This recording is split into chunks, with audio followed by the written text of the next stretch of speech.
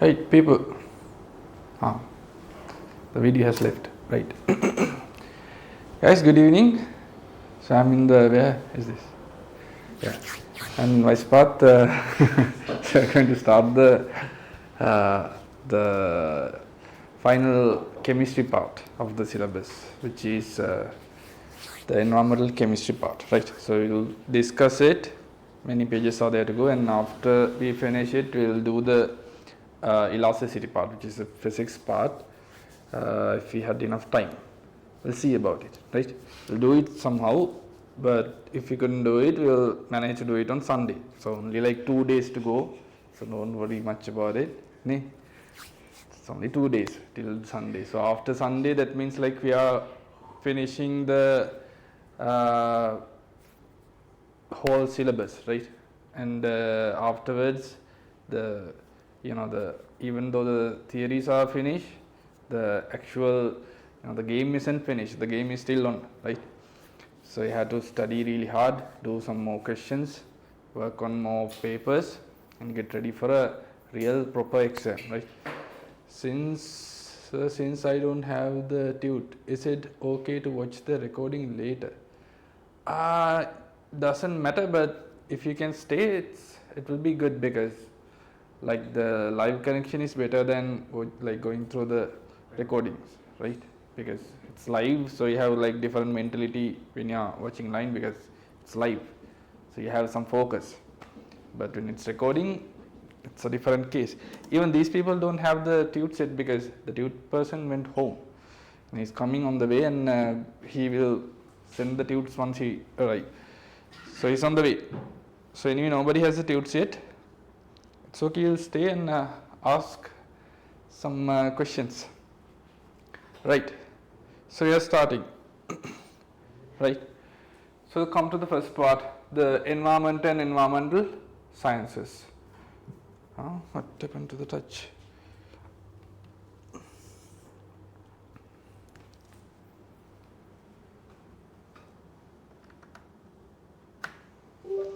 Right. So there are like 4 of the spheres that contributes to the the equilibrium of all of the materials on Earth, right? So these the 4 of the spheres, which are hydrosphere, lithosphere, atmosphere, biosphere, are like a cycle or an equilibrium that contributes, like it contributes the almost all the the organic and inorganic matters, and it cycles throughout these spheres. That's what happens in a environment. What happens in an environment is like almost all the organic and inorganic matters are cycling. It's rotating, it's moving on throughout those spheres, and it rotates with its energy as well. Like let's say the carbon is cycling throughout all those spheres. The carbon is there in the the soil, the carbon is there in the air, the carbon is there in the biomass. So it's moving throughout these spheres. The hydrosphere is the water, the lithosphere is the soil, and the atmosphere is the gas, and the biosphere is the biological compound. So the carbon as a compound, it moves around almost all these spheres, right? So we are discussing about all those spheres, and the movement of those sort of minerals, and the impact of those cycles on like the weather conditions, and sort of like global effects as well. When these equilibriums are changed, sort of troubles are coming. Like if the carbon amount was changed in the let's say the atmosphere, that will cause lot of like global level of trouble. As an example, if when the carbon dioxide emission is increasing in the atmosphere, it is causing what? The global warming through the greenhouse effect, right? Those sort of things happens, right? In that equilibrium, if something is changed, like the whole system will be changing and it will be affecting the whole surrounding. That is what we are discussing under the lesson, right? So there is a huge equilibrium. Only livings that affect that equilibrium are us, right? The humans. So we are going to discuss few things about that. So which tute? The tute is I don't know. It's virtual. So the tute is Akif is asking the tute. Tute, I couldn't give it to you because like I only finished it like today, 2:30 or something. I only had time to finish it. මං ඊයේ ඉඳන් හදන්නේ. පිටු 40ක් හදන්න ඕනේ. ඊයේ ඉඳන් තමයි හදන්නේ. ඊයේ ඉඳන් හදලා කොහොම හරි අද තමයි ඉවර කරගත්තේ. ඊයේ ක්ලාස් එකකුත් නිවර්දිලා හැදුවේ. හරි. එතකොට මෙන්න මේ ටික තමයි අපිට කතා කරන්න තියෙන ස්පියර්ස් ටික. මොනවාද? Hydrosphere. Water and its surrounding environment is the hydrosphere, and the lithosphere, the environment surrounding the earth, that is soil, rocks and minerals, right? And the atmosphere, the gaseous environment surrounding the earth's surface, and the biosphere, environment that contain all living things and their associated activities, right? මේ තමයි spheres set එක. මේක අපිට පොඩි ටිකක් ලියන්න තියෙනවා. We'll write it when the tute arrives. Nothing much important. මේ තියෙන මේ water cycle එක කොහොමද මේ තැන් වලට යන්නේ කියන එක තමයි කතා කරන්න තියෙන්නේ. අපි ඒක ලියමු. හරි. Right. Come to this part. And when it comes to the spheres, like these like the atomic compounds which are carbon, nitrogen, oxygen sort of things are circulating throughout these spheres as we discussed. So those circulation of those minerals, we discuss it as cycles. The carbon cycle, nitrogen cycle, oxygen cycle, and the cycle of soil and the cycle of soil and the cycle of water. I think we have already discussed two of these things. What? The carbon cycle and the nitrogen cycle for a certain limit. But in this lesson, we will be going like little bit further than what we discussed in the microbiology part 1 and 2, right? Right. So these cycles we will be discussing: carbon cycle, nitrogen cycle, oxygen cycle, and the soil cycle and the cycle of water. So we will be studying more about the carbon cycle, the ozone oxygen cycle, and the nitrogen cycle among these natural cycles, right? Come to the carbon cycle. Carbon cycle shows how carbon element circulate between different ecological spheres which we discussed above, right? Four of the spheres are there. So those like through those spheres, this carbon is cycling, and that cycling is under an equilibrium, and if the equilibrium was affected, sort of troubles are coming and occurring, like the global warming is one of the troubles we are facing already, right? So come to the carbon cycle part, right? अब मेरे fill करेंगे नहीं, हर right?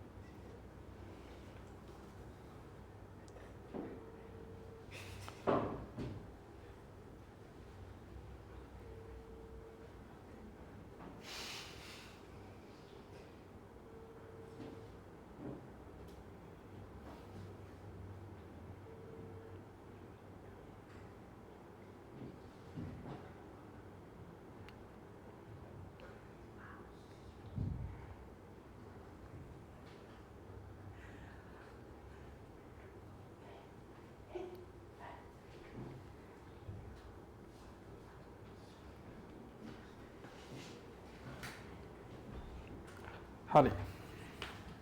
බලන්න. එතකොට මෙතන තියෙන්නේ atmospheric sorry.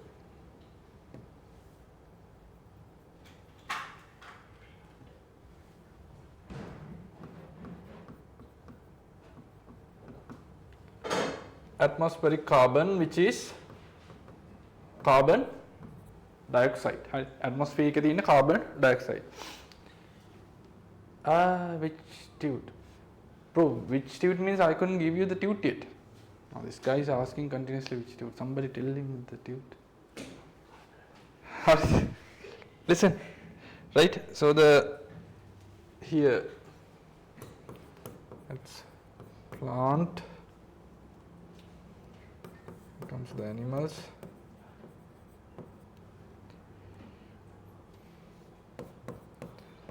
This is fossil fuels.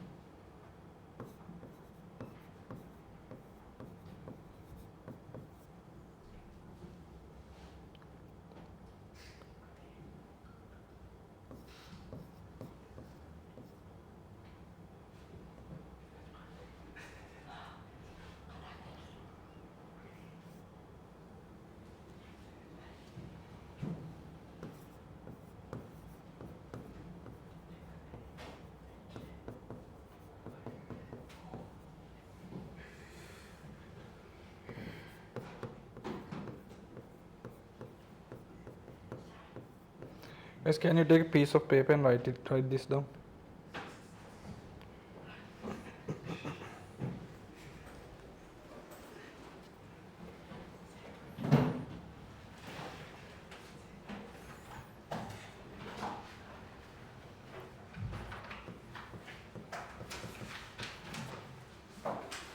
Burning.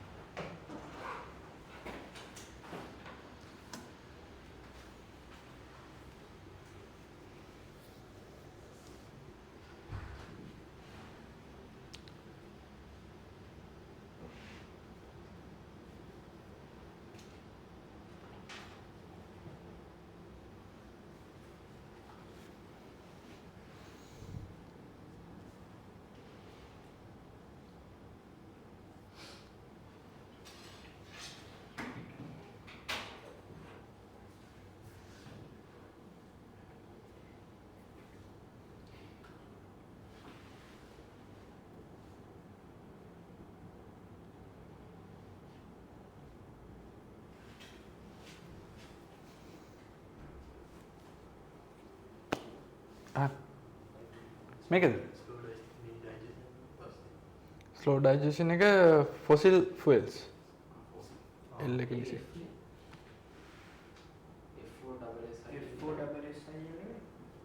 yes මේක නෙමෙයි මේක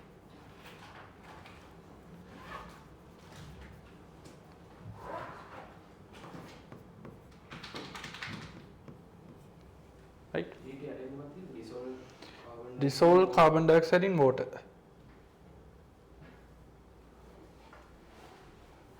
I'll explain it. Please zoom little bit. Now that's the issue. How do you zoom this?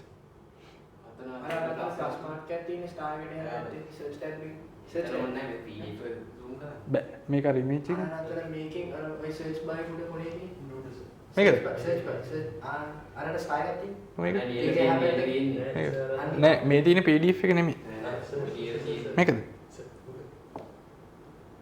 මේකද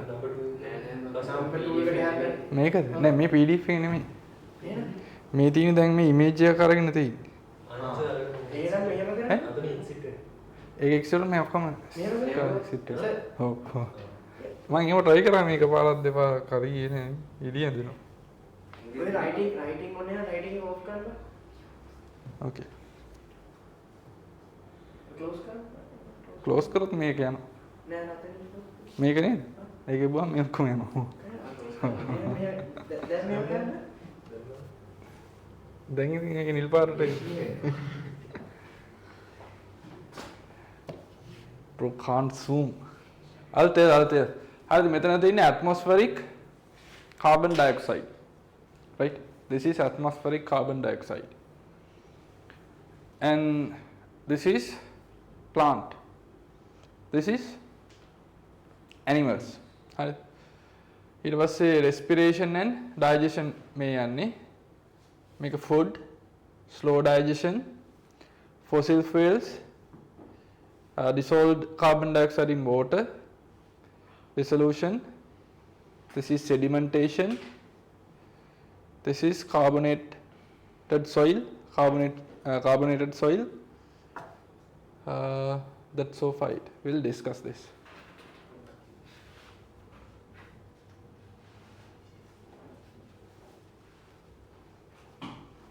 මේක මම ලොක් කරලා ආපහු ලියන්නද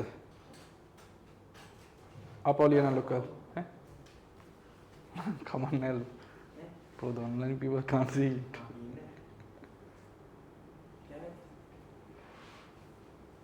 එපාද I know okay then okay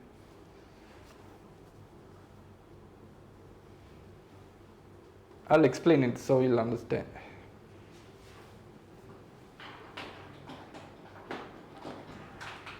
so zoom from the computer no it's not in the computer now that's the thing now the computer is off so for like the make me image එකක් තමයි අර screenshot එකක් වගේ ඒ screenshot එකට තමයි දැන් මේ ලියන්නේ but I can't zoom the මේ මොකෙන්ද open කරන්නේ oh PDF දැන් open කරලා මේක මේ board එකකින් ගත්ත photo එකක් තියෙන්නේ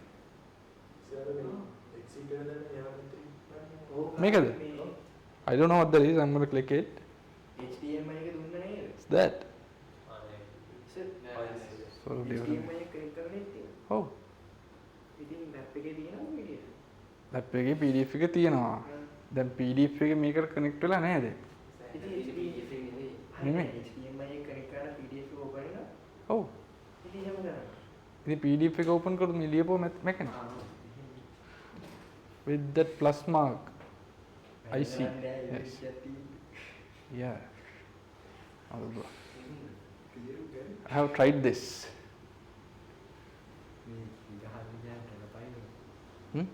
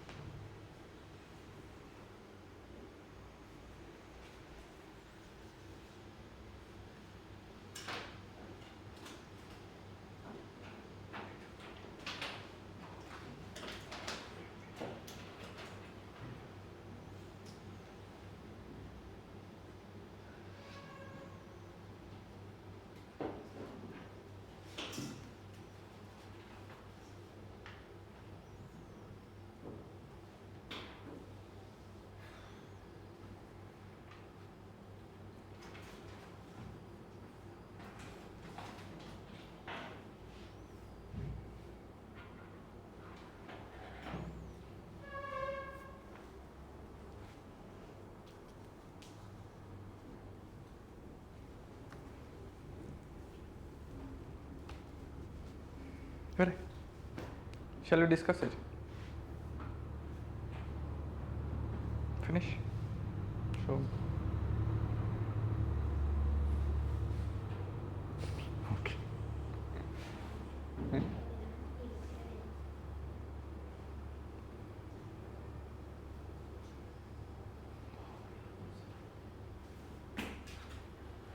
Right? Shall we discuss it? So, now listen, right?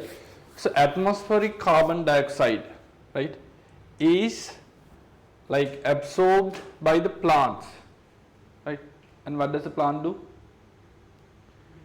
They photosynthesize and it becomes the biomass of the plant. Now, the atmospheric carbon dioxide from the atmosphere came to the biomass now. Now, it's the biomass like the proteins, carbohydrates and everything, right, of the plant. And these plants becomes food for the animals. They are eating it.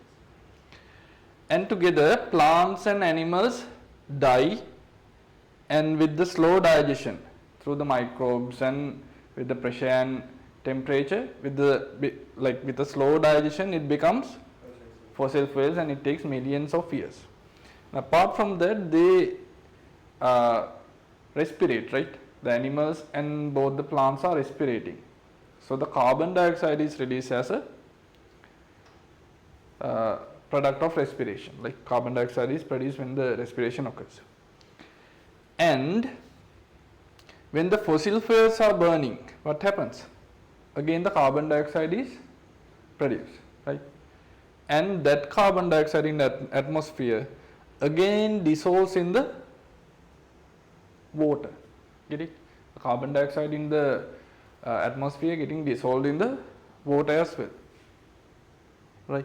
It's getting dissolved in the water. And the carbon dioxide in the water dissolved is like mostly the bicarbonate and the carbonate. Now the carbonate and bicarbonates are reacting with ions like magnesium and calcium and makes magnesium carbonate and calcium carbonate deposits, right? So that is carbonated soil, right? So the carbonated soil, like the dissolved carbon dioxide in water becoming carbonated soil, is called the sedimentation, like sediments, right?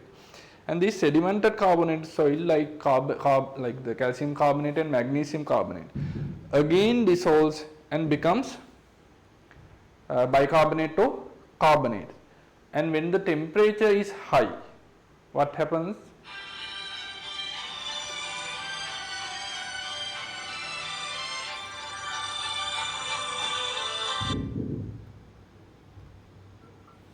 Hello,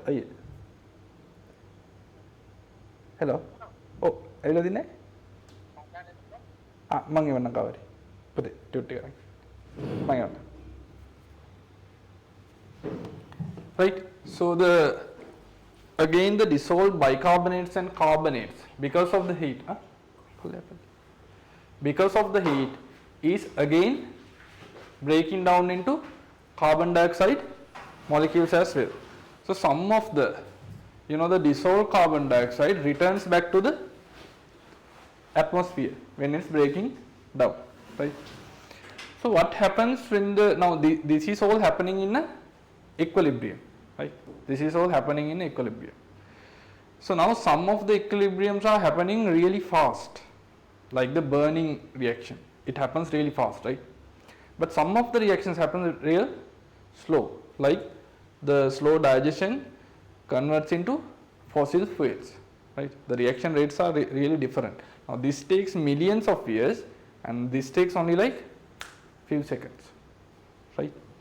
So what happens here now, the equilibrium is changed, the equilibrium is disturbed. So now the amount of carbon dioxide released to the atmosphere is getting more, and the amount of carbon dioxide absorbed back again by the plants and everything is less, and the fossil fuel production is also, generation is also very slow. Now what happens? The imbalance is there. that is what we call the global effects. Like maybe they are in the macro levels, like very few amount of a carbon dioxide is increasing compared to the other amounts of gases, like the amount of carbon dioxide in the atmosphere is 0.3 or something. So very like low level of a carbon dioxide is there, and it is increasing only maybe decimals of amount. But still, because of that decimals of amount increase, sort of like global effects are happening, like the greenhouse effect, and the complete global warming happens because of the imbalance of these cycles, right? So that is, so far we have to discuss about the carbon cycle, right? We'll discuss the other parts next, and just me stay for a minute till the tube comes.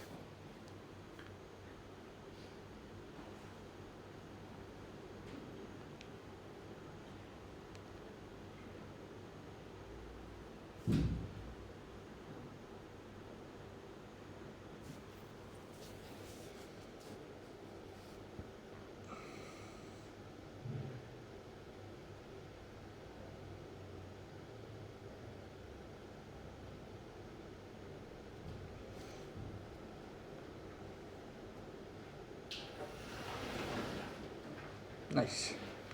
I'll share the tubes.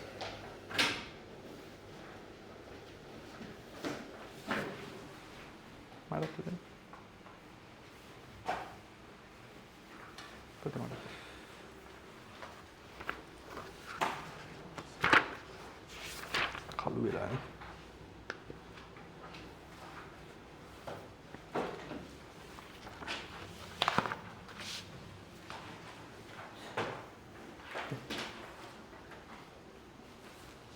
හැබැයි ඔය part එකට ඉවිත් දන්නේ බලන්න.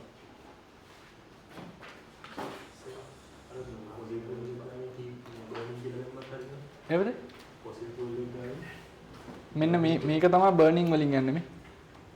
ඒ කියන්නේ මෙන්න මෙතන තමයි මේකත් එක තමයි බර්නින් එක. හරි. අපි ඒක ලියමුද ටක් ගාලා පොතේ. ටක් ගාලා ලියමු.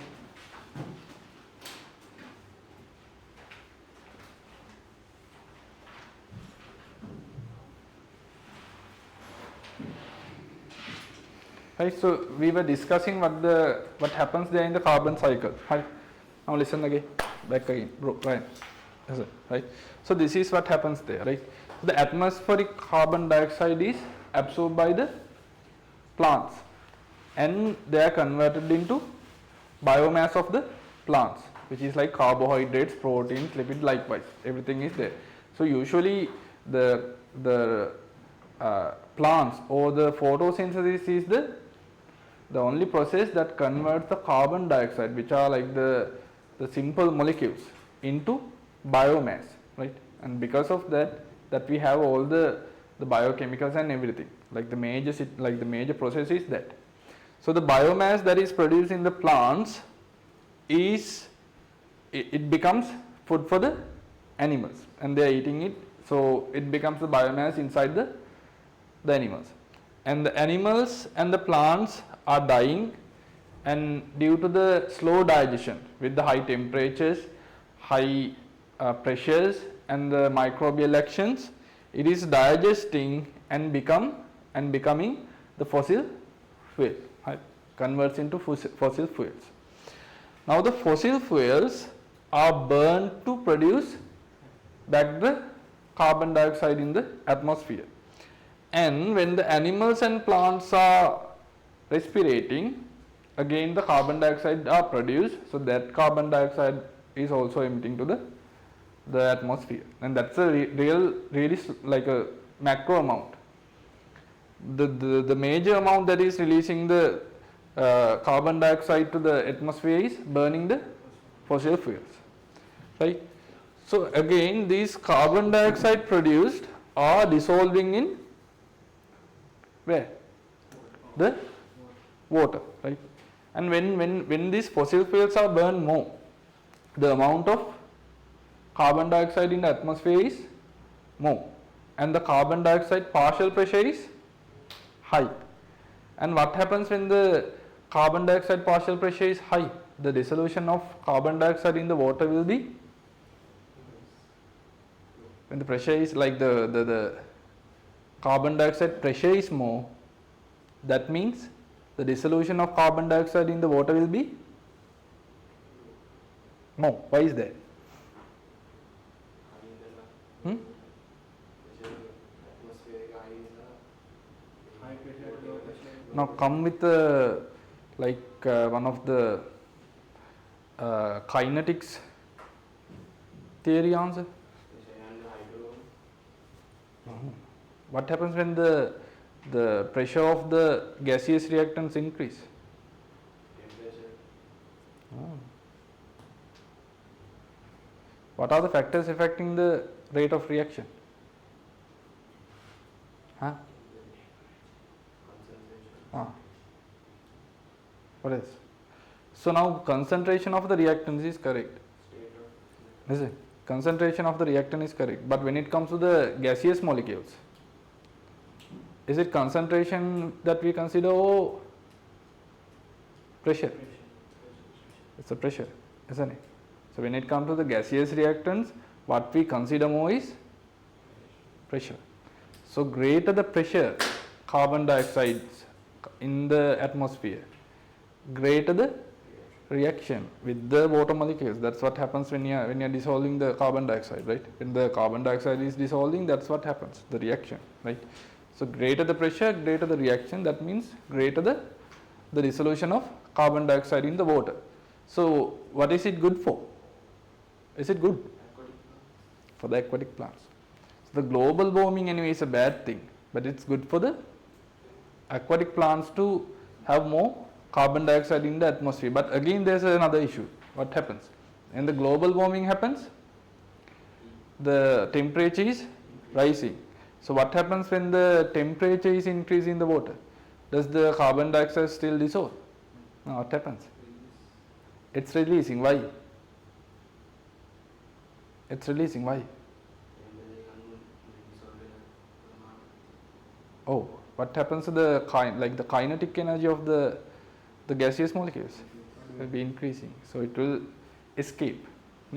So that happens. අර ඒ වගේව සමහරක් වෙලාවට හිතලා කනෙක්ට් කරලා අහන්න පුළුවන්. හොඳයි. අහන්න පුළුවන්.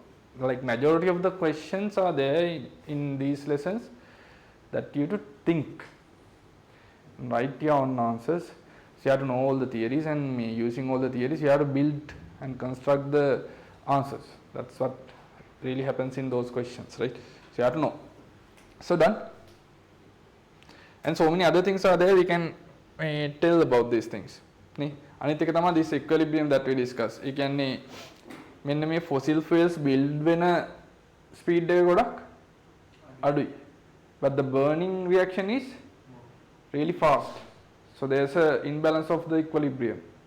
So there's like carbon dioxide producing more compared to the fossil fuel production. That means the gas is increasing, but the gas removal reaction is very low, like it's very slow.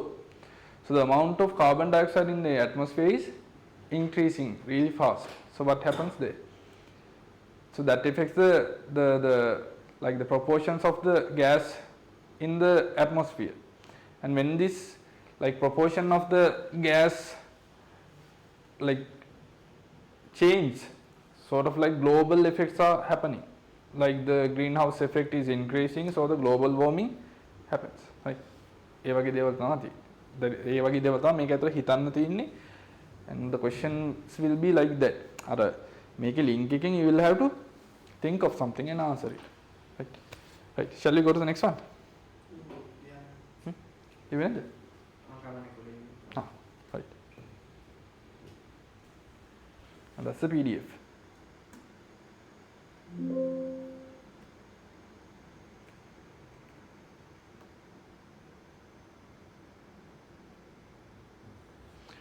Right. According to this cycle, carbon element exists in different parts of the environment in different chemical forms. Right.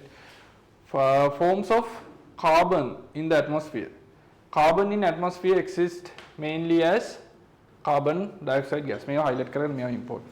ඒ කියන්නේ atmosphere එකේ තියෙන types ටික. හරි.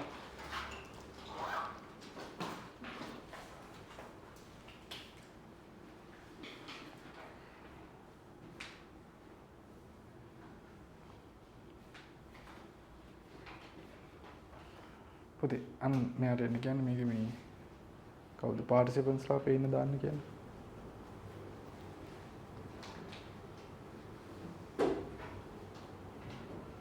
Right.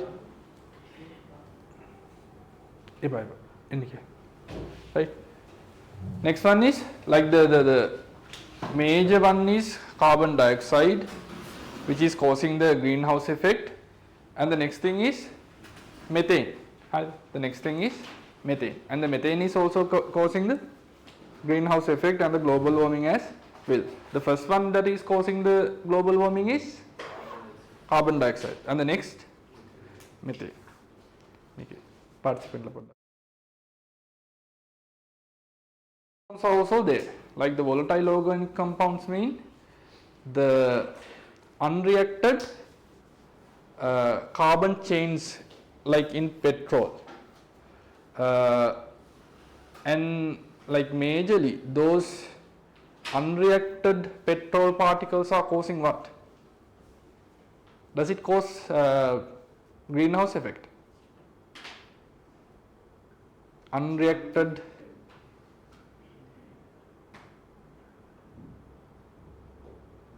what does it cause?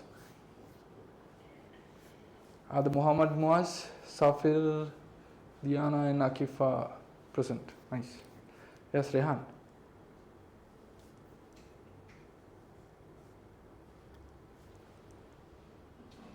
I thought Rehan is here. Doesn't matter. Carbon monoxide. What do you mean carbon monoxide?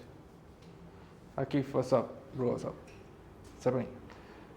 Now, these volatile organic compounds like unreacted petrol molecules, they are mostly causing this smog. You know the smog, right? We are discussing about the smog as well. So majorly they are causing the smog, and like these two parts are majorly causing the greenhouse effect, right? Then the forms of carbon in water. What are the forms of carbon in water? Carbonated ions, which are CO3 2 minus, and the bicarbonate ions, HCO3 minus, and carbon dissolved in water as dissolved carbon dioxide gas. ඒ තුන් දෙනා තමයි water වල ඉන්නේ, carbon වල formats, right? Right. Then the forms of carbon in the lithosphere. This is mainly in the form of calcium and magnesium carbonates, right? Calcium and magnesium carbonates. Then diamonds and graphite. Then the crude oil and natural gases. සාමාන්‍ය කියන්නේ soil එකෙත් natural gases තියෙනවා. soil එකෙත් natural gases තියෙනවා. Then the coal and organic matter. ඔය විදිහට තමයි සාමාන්‍ය lithosphere එකේ carbon තියෙන්නේ. ඒ ටිකත් highlight කරගන්න. Right. Next part. Right. Forms of carbon in the biosphere. Biosphere එකේ carbon තියෙන්නේ මොනවා විදිහටද? What is the forms of carbon in the biosphere? Oh, ඒ කියන්නේ proteins, carbohydrates, lipids, sort everything. හරි. ඒවා තමයි biosphere එකේ තියෙන format. ඒතකොට ඔය හැම එකක්ම කියන්නේ හැම sphere එකකම carbon තියෙනවා. සහ ඒකේ මේ equilibrium එකකුත් තියෙනවා. අපි අර carbon cycle එක කතා කරේ. ඒ equilibrium එකකුත් තියෙනවා. ඒ equilibrium change වුණොත් තමයි ප්‍රශ්නේ. ඒක equilibrium එක change වෙන්නේ නැත්තම් ප්‍රශ්නේ නැහැ. හැබැයි ඒක වෙනවා ඉතින් ඒක. හරිද? Right. Then come to the nitrogen cycle. හරි. මේකත් අපි මීට කලින් ටිකක් කතා කරලා තිනවා. මේ size එක ලොක් කරගන්න ටිකක් නේ. මේක මේව ගන්න කලින් ලොක් කරන්න. එතකොට හරි. මේක පේනව නේද? Guys, can you see this? If I write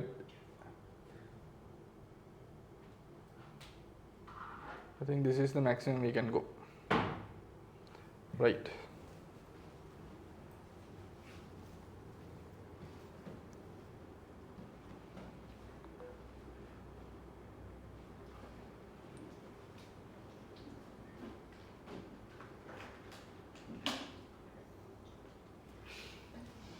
හරිද මෙතන තියෙනවා මොකද්ද atmospheric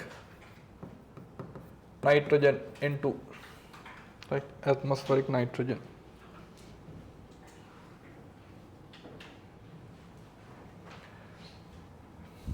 ඊට පස්සේ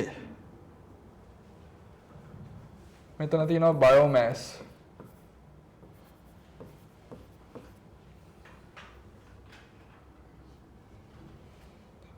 මේකේ biological fixation එකකින් biological fixation එකකින් තමයි වෙන්නේ biomass එක හැදෙන්නේ biological fixation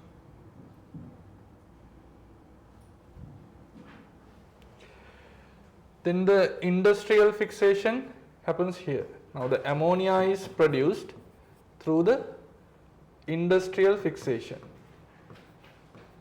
industrial fixation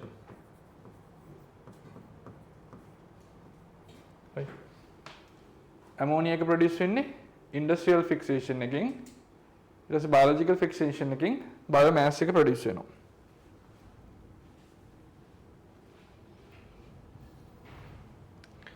මේ තියෙන animal proteins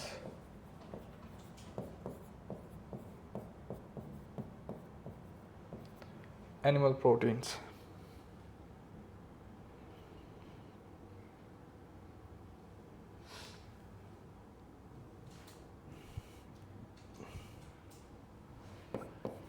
then there are nitrates in the soil right මෙතන තියෙන්නේ nitrates in the soil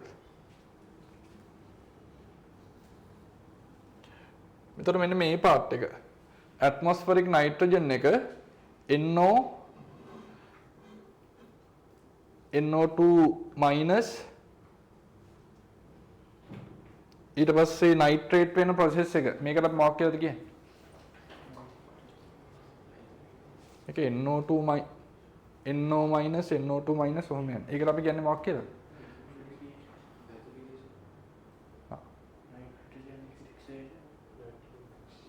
nitrogen fixation of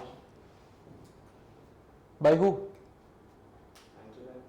yeah the microorganisms so it's a biological one right so it's a biological yes nitrogen fixation right so nitrogen fixations තුනක් කියමු මොනවාද එකක් biological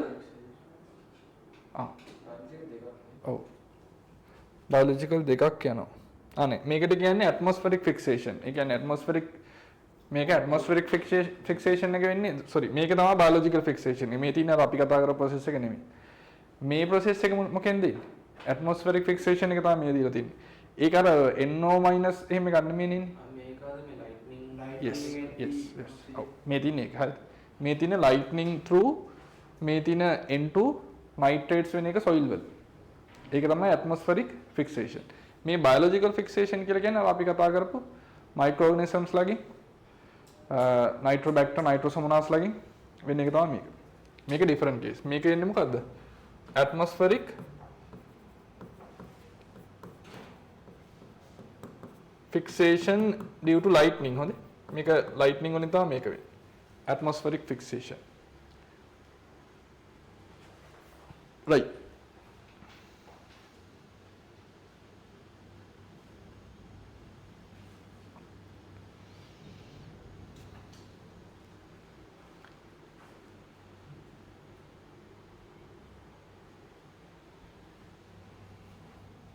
මෙතන තියෙන්නේ plants plant protein right this is plant proteins මෙතන තියෙනවා plant proteins right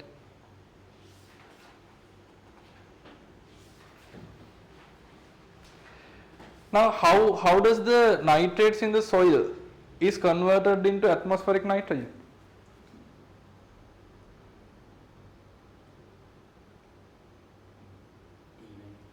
denitrification by microorganisms නේ denitrification by microorganisms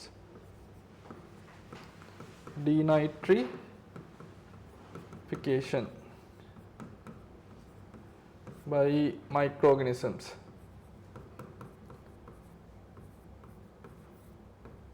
right ඒක වෙන්නේ microorganisms ලගේ denitrification එකේ denitrification by microorganisms right what else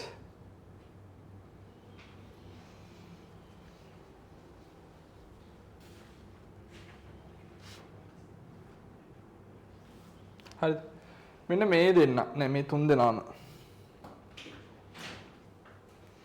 plants animals through the digestion හරි මේ තුන් දෙනාම ඉන්නේ digestion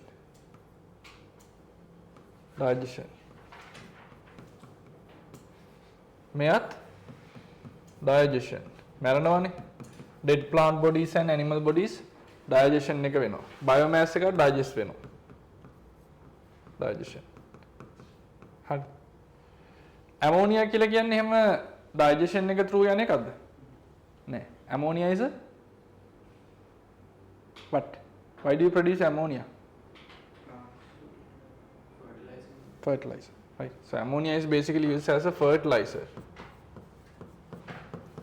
right this is fertilizer right now these digestion of animal proteins plant proteins biomass and ammonia fertilizer is converting all these nitrogenic compounds into what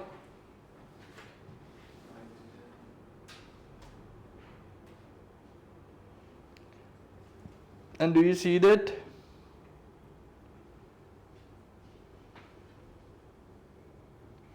මේක හරිනම් plant එකට direct absorb කරන්න පුළුවන් මෙන්න මෙහෙම එකකුත් එන්න ඕන it's not given there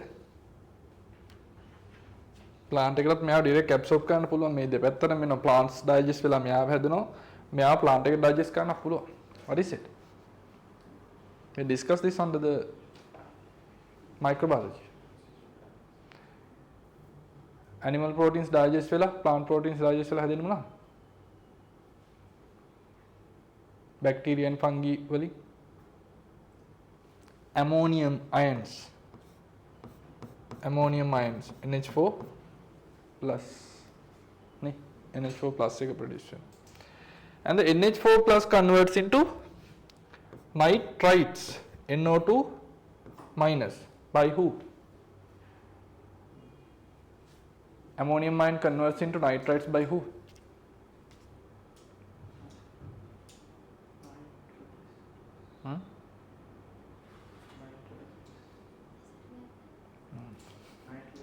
nitrobacter right nitrobacter and back again nitrates are converted into nitrates by who nitrosomonas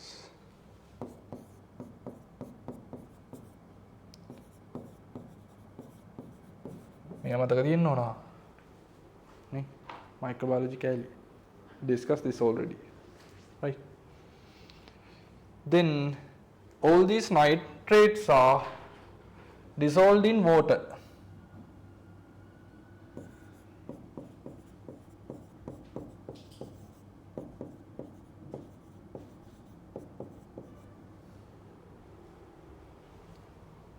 gets dissolved in water right so that's it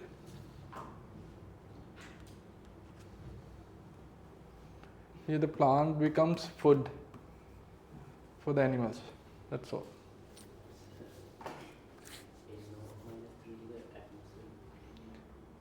NO3 minus මේකද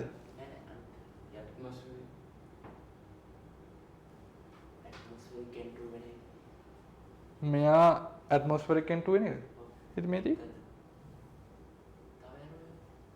කොයිද මේකද it's the same process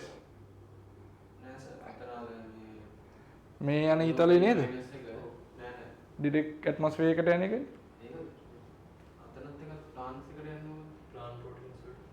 ඉතින් plants වල absorb වෙනවනේ ඒ කියන්නේ ඔව් absorption කියලා ගන්න පුළුවන්. ඒ කියන්නේ දැන් මේ එකේ දීලා නැහැ. ඒක absorption තමයි. ඒ කියන්නේ plant එකෙන් absorb කරනවා දෙන්නෙක්ව කවුද? ammonium ions and nitrates. දැන් මේක දාලා තියෙන diagram එකේ ඒත් මෙයාව මේ පැත්තට ඊතලේ දාලා නැහැ. ඉතින් ඒක ඕනේ නැහැ.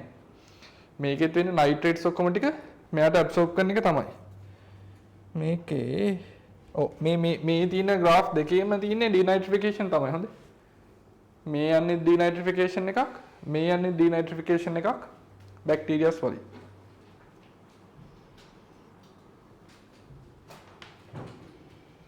So who's coming to 2026 class from Zaira? There's one guy, 2026. There's one guy from Talawatugoda is coming. For real. Ahmed. Can't remember his name. No, he's not Ahmed. The Hewler guy. Umed? No. No, Umed then me German tech on Saturday. I don't know what he's doing. Negro looking dude. Can't remember. Umesh. Can't remember the names yet. Barely know the names. People. Still not familiar with the names, bro. Bro, covering board. I'm sorry. For the case, I'll tell you on Sunday. Sure thing. No worries, you tell me later. Akif, now fine. School like incident, alright. We'll discuss it later. Okay. Bro, Akif is like really rude now. Become nice. Anyways, rude, no? Huh? Yeah, I'm a racist. Bro.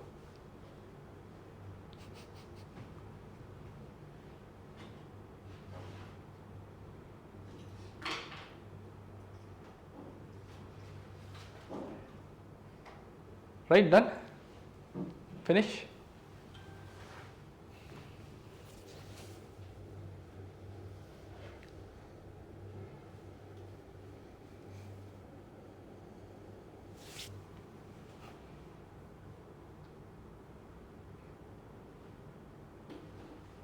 Finish.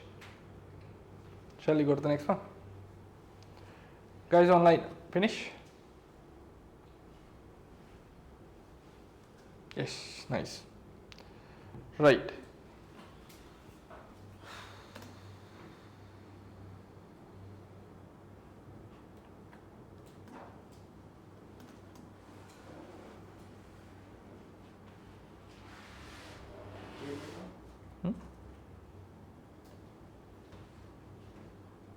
Laptop come off. How did that happen?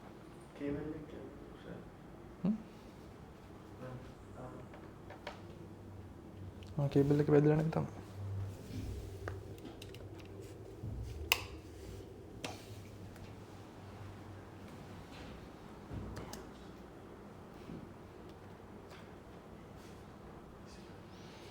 Right, come to this part. Listen, nitrogen is highly stable gas because the bond between the two nitrogen atoms, the triple bond, is very difficult to break. Right? සාමාන්‍ය nitrogen එකේ triple bond එකක් තියෙන N2 වල. ඒකින්ද එයා ගොඩක් stable. ඒකින්ද එයා ලේසියෙන් convert වෙන්නේ නැහැ වෙන මොකක් හරි molecule එකකට. එහෙම වුණා නම් අපිට ඉන්න වෙන්නේත් නෑ. Like the majority of the atmosphere is what? Nitrogen. How much? 78% or something, right? So it's an inert gas, right? The nitrogen is a inert gas, so they don't react usually, right? So therefore this breaking occurs only under high energy conditions, right? So this breaking that we discussed under the atmospheric fixation, through what did that happen? Lightning. Yeah, the strikes, right? The lightning strikes. So this occurs naturally during lightning strikes, where N2 gas combines with O2 gas to form nitrogen oxide. This process is called, highlighted, atmospheric fixation. අපි අර උඩ තිබ්බ එක. හරිද? lightning strikes වලින් atmospheric nitrogen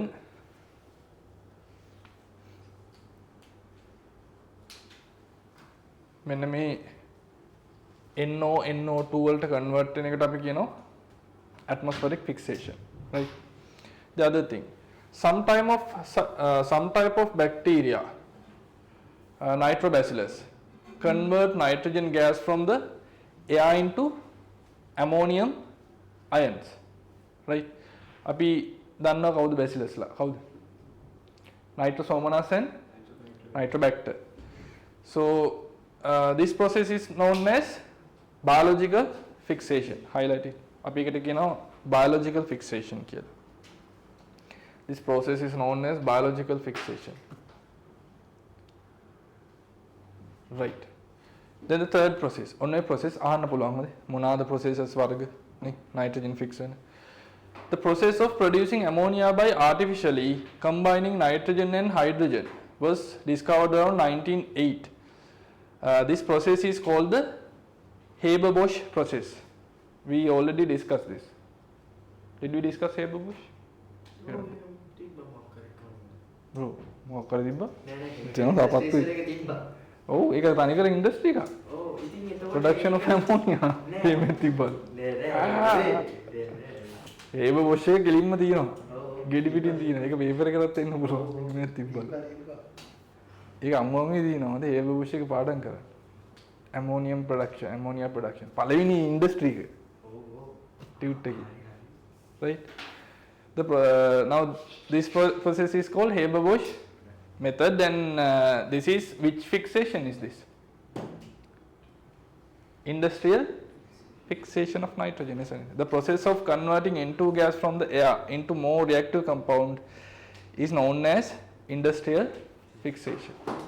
So three nitrogen fixing methods are there. What are the three methods? Biological, industrial, atmospheric. Three types are there. ඒක වෙන්නේ කොහොමද කියන එකත් ඔළුවේ තියාගන්න. හරි. කවුද කරන්නේ මොකද්ද වෙන්නේ කියන එක මතක තියාගන්න. Right. Come to the next one. මේ තියෙන්නේ oxygen cycle එක. Right.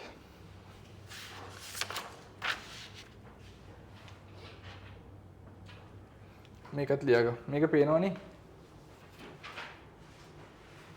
That's enough. Right. Huh?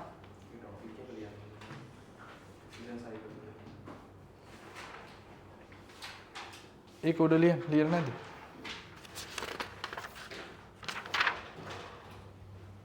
ඔය යට දාලා තින්නේ oxygen. ඒක oxygen cycle කියලා ලියන්න. Oxygen cycle. Now this is the oxygen cycle, right? Oxygen cycle.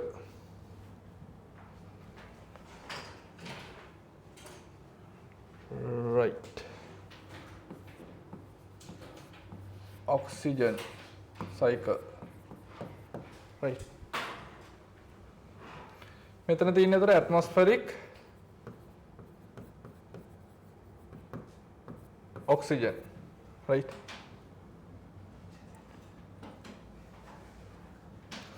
ඊට පස්සේ මෙතන තියෙනවා atmospheric ozone, right? මේකට කියනවා oxygen ozone cycle එක කියලා. මේක කොහෙද වෙන්නේ?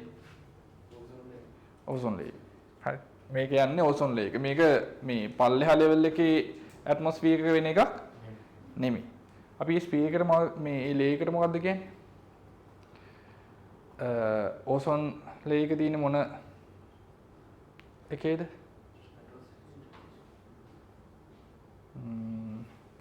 නෑ. ඒක මම කියන්නේ ඉස්සරහට තියෙනවා. හරිද? right.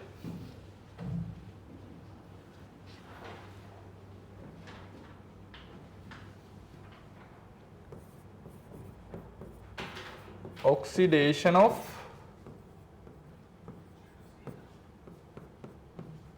inorganic, right? Oxidation of inorganic compounds.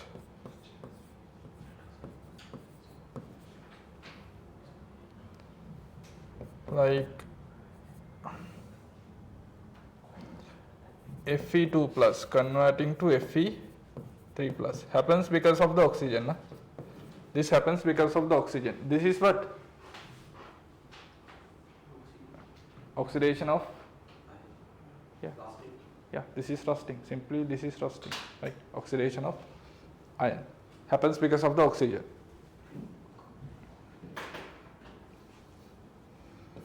Now there's animals.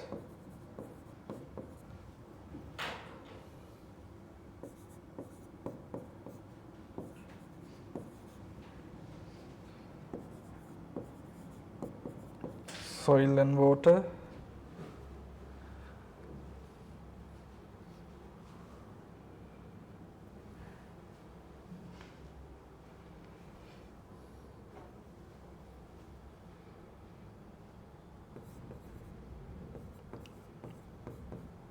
Carbohydrates in plants. Carbohydrate in plants.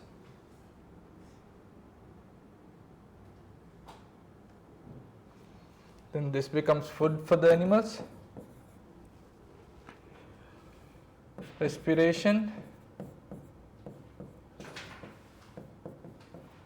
Right. Respiration.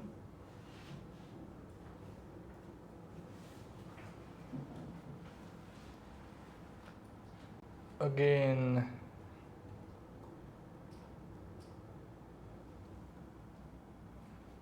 this is again respiration. So,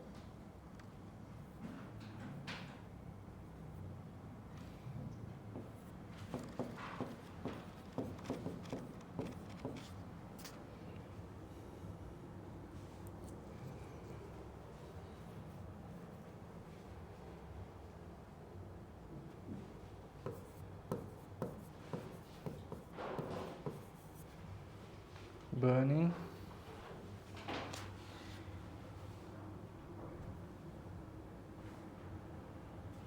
Right, that's it.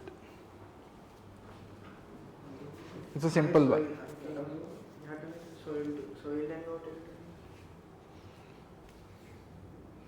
මේ දෙන්න තමයි. ඔව්, soil and water වල තියෙන ඒවා.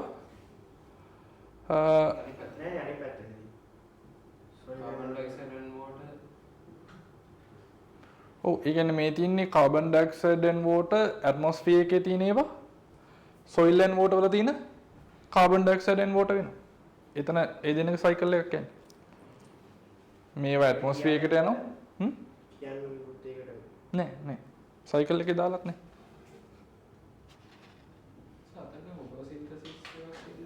කොතනද? Carbon dioxide and water. Atmospheric oxygen converted. මේකද? මේකද? Carbohydrates in plant එකක් කියන්නේ නෑ මේ carbon dioxide and water මේකද? ඔව්. මේකේ දෙපැත්තම තියෙනවනේ. ඒ කියන්නේ carbohydrates in plants and the plants would they are respirate කරනවනේ. ඒ respirate කරන ඒවෙන් carbon dioxide oxygen sorry මෙයා inhalation එකකින් ඒ කියන්නේ එයාගේ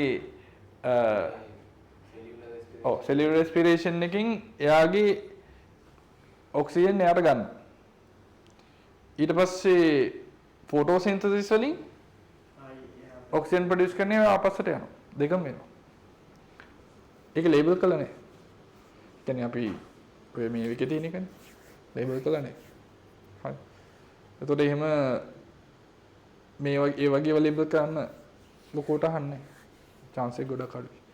මේකෙන් වෙන්න පුළුවන් ඒ වගේ තමයි අහන්න පුළුවන්. ඒකෙත් මේකේ majorly important වෙන්නේ මෙන්න මෙයා. කවුද? oxygen ozone cycle එක. මොකද global effect එකක් හදන්නේ මෙයා. මොකද්ද? ozone layer decay වෙන එක. නේ? එයා තමයි global effect. අපි දැන් මේකේ ගොඩක් කතා කරන්නේ global effects ගැන. microbiology පැත්තට යනවා අර ගොඩක් එහෙම detail ආවම. ඒක ඇත්තට important නේ. global අතන මේකේ important වෙන්නේ මෙන්න මේක ඇර තමයි. global effect එක කියන්නේ මෙන්න මෙයාගේ. ඔක්සිජන් ඕසෝන් සයිකල් එක. මේක ඩිස්ටර්බ් වෙනවා ඔය CFC වගේ ක්ලෝරෝෆ්ලෝරෝකාබන් ගෑසස් වලින්. ඒ පාර්ට් එක තමයි මේක ඉම්පෝටන්ට් එක. right? done writing?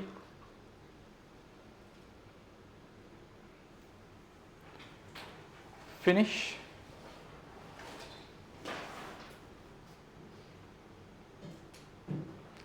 Rose online? Yes. RKF is actively participating, I can see that. Safir is also there, no? Oh yeah, Safir is there. Mohammed Moaz is there. Good to see Moaz is here. Nice, nice. Studying what? Can't see. Intensifies, okay. Right, done, right? Shall we go to the next one? Right.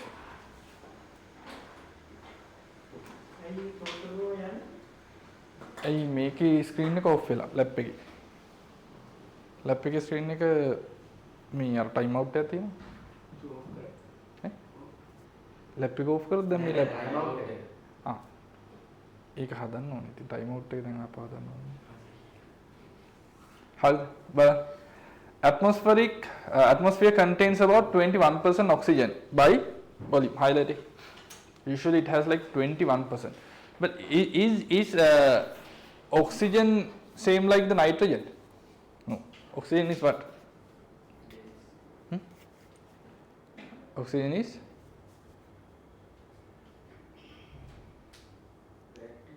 yes. Oxygen is highly reactive compared to the nitrogen. So it's like the oxygen levels are less. It's a good thing because if a greater amount of oxygen was there, so it will be really harsh, because oxygen is really very reactive, right? Unlike nitrogen, oxygen is very reactive gas. Therefore, atmospheric oxygen is directly involved in many reactions. A very important sub cycle of the oxygen cycle is oxygen ozone cycle. Highlight it. Oxygen ozone cycle. I'm awake. Who? Yeah, Safir is awake. Yes. Right. This cycle occurs entirely in the upper atmosphere. Maybe stratosphere. Highlight it. Stratosphere ke tamai mark වෙන්නේද? Ozone reaction එක වෙන්නේ. Ozone is produced there in the stratosphere, right? Rather than in the lower atmosphere around us, right? So this reaction happens in the stratosphere, and the atmosphere around us, the lower level, like up to I think how many kilometers? 15 kilometers is what the troposphere, that the surrounding is, right? Come to the oxygen ozone cycle.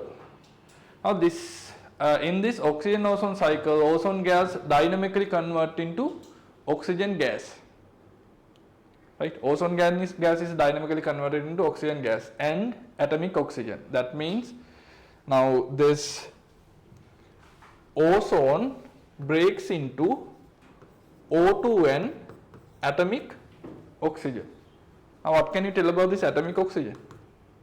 It is highly reactive, like it's highly reactive. Because of that, this ozone is used to clean the water instead of chlorine. Like the Europe countries, like highly developed countries, are using ozone instead of chlorine, because when you use ozone, it acts as it acts like the chlorine, but it's better than chlorine. Because why? Because the chlorinized compounds, when the chlorine is reacting with the organic compound, it makes the chlorinized compound. Usually the chlorinized compounds are more carcinogenic, which means it makes cancer. But the oxygen like the organic compounds with the oxygens are reacted are not that carcinogenic, right? So rather than using chlorine, if you can use oxygen like the ozone, it will be really good. Otherwise we are drinking, we are drinking cancer in a way. Okay. Ozone expensive. අඩුයි කියන්නේ expensive. බෑ. අපි පල්ලෙහා හදන්න පුළුවන් හදනවා වෙන රටවල හදනවා. රියැක්ට් කරලා හදනවා. So it's expensive. ඈ? ස්පාර්ක්ලින් වලට කියන බුබුලු දාන්නේ. ඔව්. නෑ. ඒ කියන්නේ ක්ලීනින් වලට තමයි ඔය ඩිස්ඉන්ෆෙක්ෂන් වලට තමයි පාවිච්චි කරන්නේ. ඒක මෙහි පාවිච්චි කරන්න අපිට සල්ලි නෑ මේකත් තියෙන්නේ. නෑ ඇත්තකට. ඈ? වත් කමන්නේ රජයට. අපිට බෑ ඒක කරන්න අමාරුයි. right? Right. Right. So the energy required for this process to occur is provided by the high energy ultraviolet radiation from the sun. හරිද? දැන් අර අපි කතා කරන්නේ ඕසෝන් බ්‍රේක්ඩවුන් වෙනවා කියලා. ඒ ඕසෝන් බ්‍රේක්ඩවුන් වෙන එකට එනර්ජි එක කවුද දෙන්නේ? ultraviolet rays වලින්. හරිද? එතකොට ඒකේ types තුනක් තියෙනවා. First one is exposure to the high energy UVC. highlight කරන high energy UVC. UVC is the highest energy. ඕවා අහනවද? Those are very important. Right. High energy is the UVC. Right.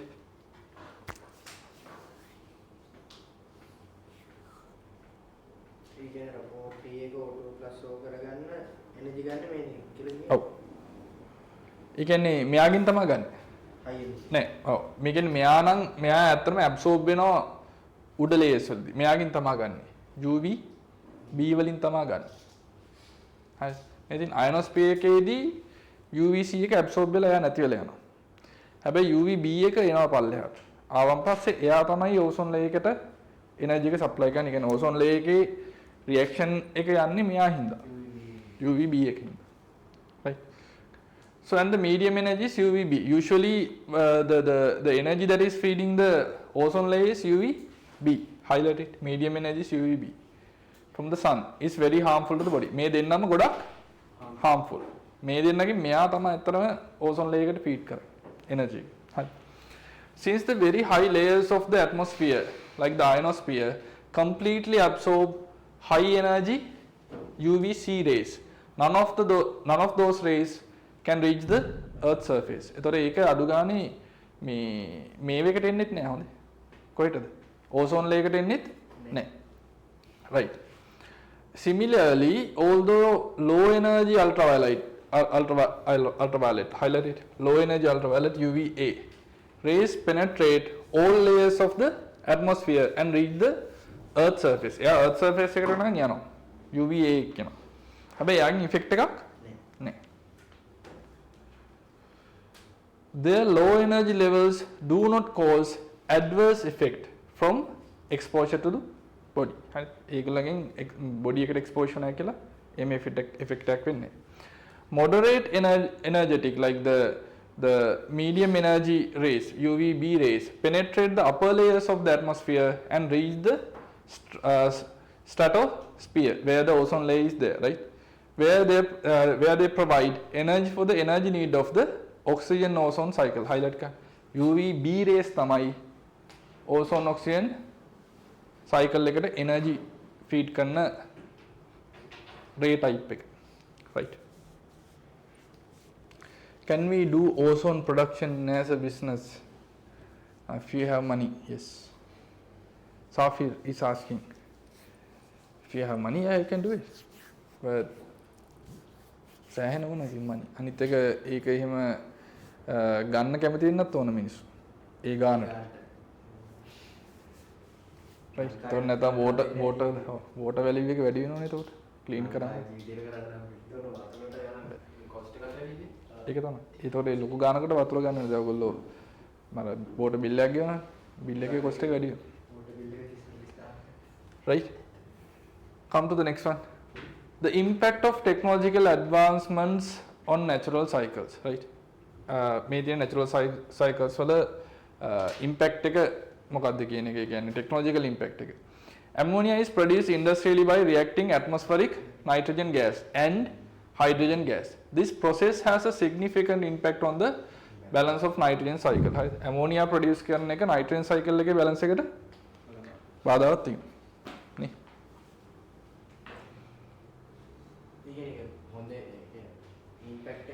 හොඳ නෑ. අපි හොඳ ඒවා කතා කරන්නේ නැහැ. නරකයි විතරයි කතා කරන්නේ. global effects ගැන කතා. What is the usual like impact do you see? Maybe අපි ඒක ඇත්තට මේක කතා කරන්නේ. We don't discuss it in under this lesson. What is the actual impact happens there? What do you think the impact is? It's simply like making ammonia is mainly for the fertilizers, right? That's the chemical fertilizers. So the production is chemical fertilizers. So what is the impact of the chemical fertilizers in the agriculture? Yes. Soil වල තියෙන yes. ඒ කියන්නේ soil එක dead වෙනවා. long term පාවිච්චි කරනකොට ඒකට තියෙනවා ඒ කියන්නේ plant growth rate එක වැඩි වෙනවනේ. මේ අන්න එක මම කියවනේ කලින් plant growth rate එක වැඩි වෙනවා. එතකොට plant එකෙන් absorb කරන ඔක්කොම තියෙන ඒවා. එහෙම absorb කරනකොට soil එකේ තියෙන ওই තියෙන nutrients ඔක්කොම ටික නැති වෙලා යනවා. අනිත් එක තමයි microbial content එක නැති වෙලා යනවා. ඊට පස්සේ soil ඔක්කොම නැති වුණොත් අපි යනවා Elon Musk එක අඟහරුට. එතකොට නිකන් artificial input එකක් ගන්න බැහැ. එහෙම මොකක් හරි ඒ කියන්නේ දැන් මේ අපේ තියෙන ලොකුම අවුල තමයි අපේ තියෙන requirements වැඩි. ඒ කියන්නේ අපි හිතන්නකෝ යා කඩේකට ගිහිල්ලා කනවා කියලා. Let's say you are going to one of the hotels. So the hotel is sometimes maybe they are expecting 100 people per day, but they are making foods for 200 people in case. What happens to the rest of the 100 foods that is made excess? Yes, they will throw it away, and the pricing will be, the costing will be added for the 200 amount of the food that they took, because there is a greater amount of a requirement in the food industry. So they are making lot of food, and only the people can consume for a certain level, and the rest of the food that is produced will be waste. So when you are like producing it that rate of that requirement, the amount of the yield or the crop that you require from the agricultural lands will be more. That's very high. So you have to grow foods real fast. So when you are growing real fast, when you are growing the food real fast, that means you have to give the fertilizers to the ground chemically. So the plants will grow real fast. So it's absorbing all the nutrients from the ground, soil. So the nutrients are removing real fast in the ground as well. When the foods are producing rapidly, right? So the nutrients are losing from the ground very rapidly when the food industry is moving on. So the soil is becoming deadly. So that happens in a high rate. We'll have to stop it someday, somewhere. What do you have to do? You have to lower your requirement limits, right? Levels. Nee. ගියාම කනවනේ පිස්සු වගේ නේ. Don't do that. නේ. කනවා කොහේ ගියත් අර ඒ food industry එක එච්චර යන එක පවුලා. Can we do ozone production is yet done, finish, right? So some things we can't actually change, but it's there, right? That is ammonia production. Listen, the ozone oxygen cycle is a sub-cycle of the oxygen cycle, right? So the ozone oxygen cycle is a sub-cycle of the oxygen cycle. The balance of the ozone oxygen cycle is severely affected by gases such as chlorofluorocarbon. We will be discussing this, right? ඒව තමයි chlorofluorocarbon. දැන් පාවිච්චි කරන්නේ දැන් තහනම්. Ammar Khalid is joining us. R300. Yeah. R300 is then එක පාවිච්චි දැන් මේ පාවිච්චි වෙන R300 එක isobutane කියන එක. R300 is isobutane. Right? So due to various industrial products, gaseous compounds such as nitrogen oxides, nitrogen monoxide and dioxide, sulfur dioxide, hydrogen sulfide and carbon dioxide are added to the atmosphere, affecting its balance. Sorry. So මේවෙන් දැන් මේ nitrogen dioxide, sulfur dioxide, H2S වගේ වෙන් acid rains එනවා නේ. ඊට පස්සේ carbon dioxide වලින් greenhouse effect එකකින් global warming වගේ වෙනවා. Right? Now these are affecting somewhat. Like global environmental crisis and its origins. Right? Human impact on the environment. Like modern technology has contributed to environmental degradation and pollution mainly in following ways. What are the following ways? Agricultural activities, industrial production activities, mineral extraction and refining, energy production and energy use, improvement of transportation and facilities. Ne highlight කරන්න. දැන් මේවා අවුල්ද? Improvement of transportation and facilities. That is because of the emission. Basically the carbon dioxide increase in the atmosphere is due to the transportation emission, because of the emissions of the vehicles. So what should you do? Our greater problem, the real problem is there with the energy source that we have. That is the real problem. All these environmental effects came with the energy source we have, basically the fossil fuel. That was the main reason. So because of that, because it's not clean, the fossil fuels are not clean. That affects everything, you know. So if you could found any sort of energy resource which is very clean, not the nuclear. Nuclear cannot be accepted. Why? Nuclear is very clean, doesn't have any emissions. Energy is really good. Huh? Yes. Yes. No. Like when it's exposed to the environment, it's causing so much of damages, right?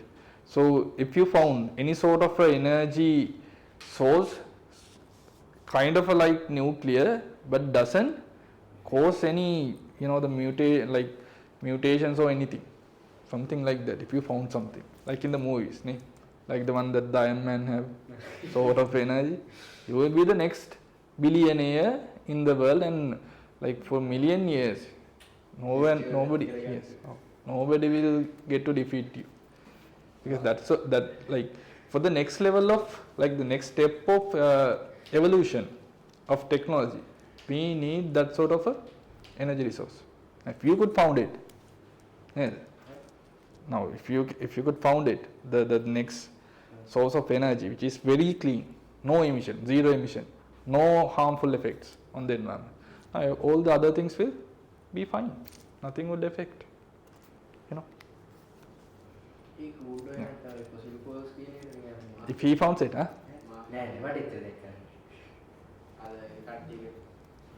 But even the mafia king even the mafia doesn't have a choice now, because fossil fuels are, you know, decaying.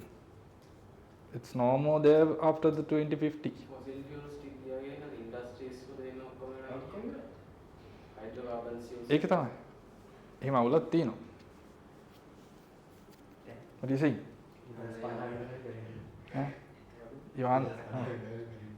යහන්ට වක්කඩි තියෙනවා idea එකක් යහන් කියන්නේ ඔය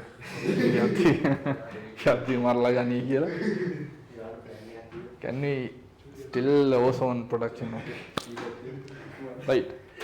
The balanced ecological conditions that existed before industrialization have changed significantly due to the industrial-related human activities described above. This change has occurred into two main ways. Local environmental changes. Local means happens locally, like in a small area of a place somewhere, like Desi, but no, not like Desi. Like small, sure, doesn't matter. I think it directs come at you. So you sit somewhere else, come to the front. Right?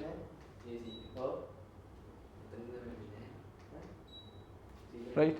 So the local environmental changes mean it happens locally, like only it happens for a certain small area, and we can address it to that point and we can mitigate it easily, because it's only a localized effect. Something like flood, we can address the cause of that in that area and we can get rid of it. Flood, right? It doesn't flood the whole world. No?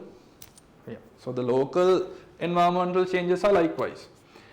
And the global environmental changes are like what are the global environmental changes?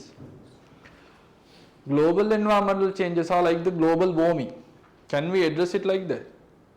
We can't, right?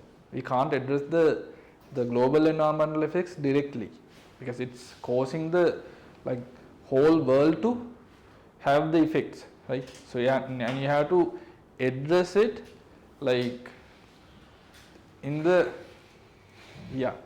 global level, right?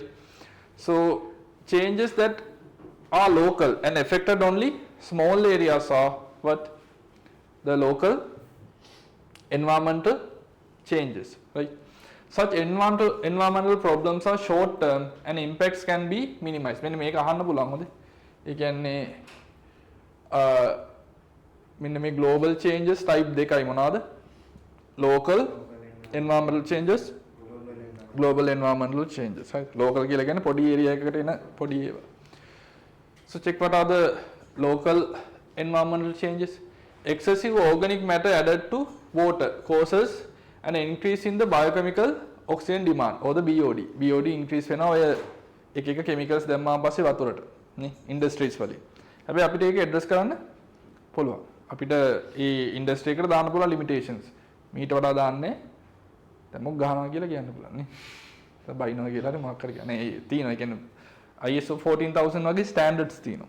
ඒවා ඒගොල්ලෝ මේව කරොත් ඒගොල්ලෝ fine එකක් ගහනවා. ලොකු fine එකක් ගහනවා. නැත්නම් කෙලින්ම බෑන් කරලා දානවා. කරන් දෙන්නේ. එහෙම ගන්න පුළුවන්. හරි. ඊට පස්සේ the pH value of water changes due to the addition of excessive acid and base to the water. ඔය එක එක industries වලින් එහෙම දානවා. acids වගේ ඒවා දානවා වතුරට. දාලා pH එක change වෙනවා. bases දානවා වතුරට change වෙනවා. The irregular disposal of garbage, municipal solid waste, and the irregular and untreated disposal of all municipal solid waste pollute water, air, and soil, resulting in highly polluted environment. Pollution also occurs through the addition of chlorinated hydrocarbons, polyaromatic compounds, etc., to water and soil. Right? ඒවා තමයි අපි අර local environmental effects විදියට ගන්න. ඒවා අපිට address කරලා ගොඩි කියන්නේ මේ ගොඩින් කතා කරලා බේර ගන්න පුළුවන්. ටික shape කරගන්න පුළුවන්. right? ඊට පස්සේ තව තියෙනවා hazardous air pollutants such as sulfur dioxide and nitrogen dioxide. ඊට පස්සේ soil erosion caused by land use, loss of vegetation and disruption of water circulation. ඊට පස්සේ eutrophication. What is eutrophication?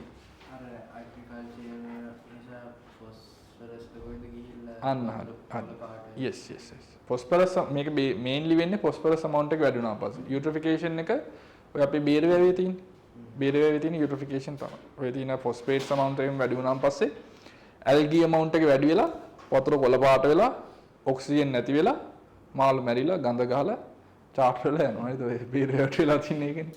දැන් ඒක වෙන්නේත් ඇයි?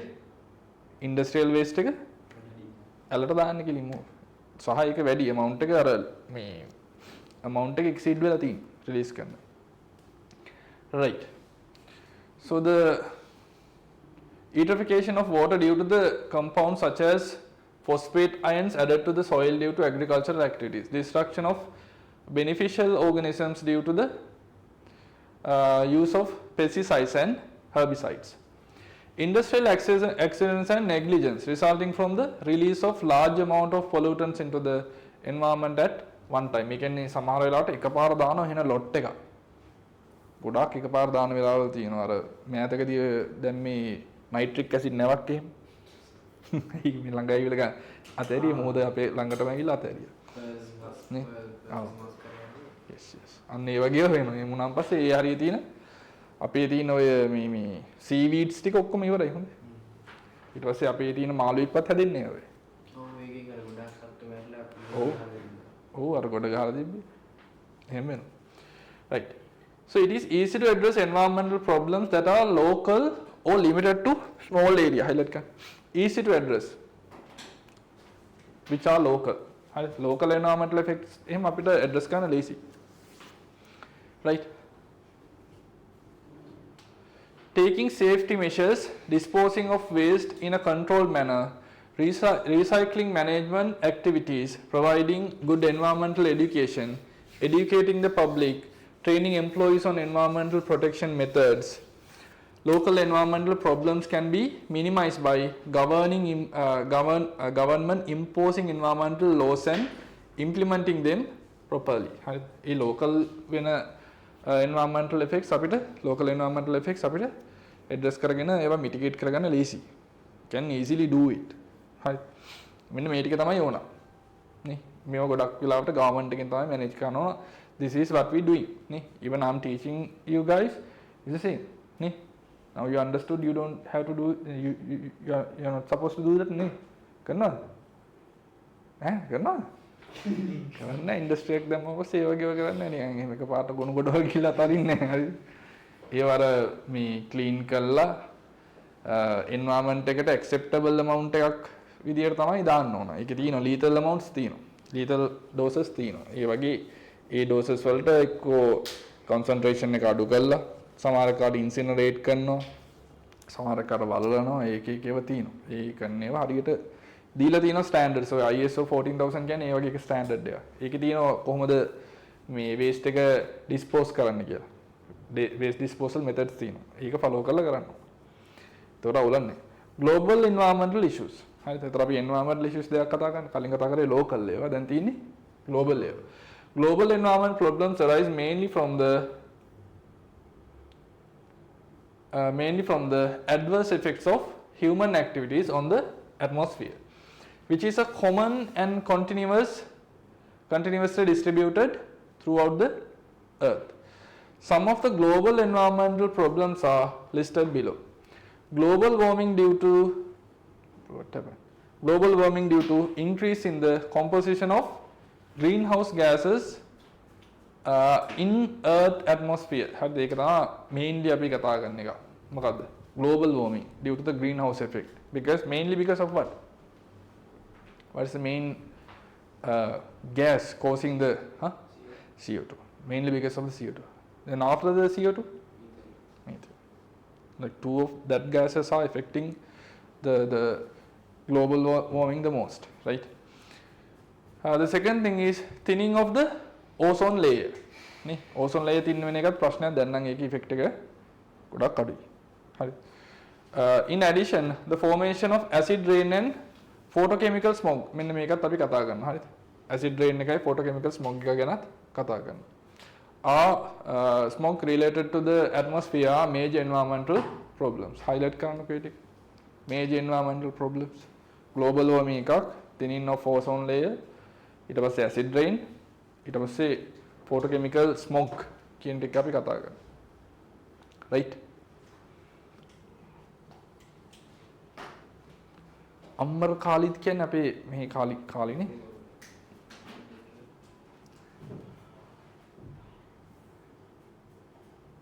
Right. Come to this one. Global agreements are මෙන්න මේ ටිකත් ඕන හොඳ. මේකේ තියෙන ගොඩාක් ඒවා important. දැන් මේ කියන ඒවා ඉතින් important. පාඩම් කරනවා ඉතින්. Right. Global agreements are needed to address these issues. Below are some of the agreements and consensus that have been reached. What are the consensus and agreements? First one is Kyoto Protocol. What is Kyoto Protocol?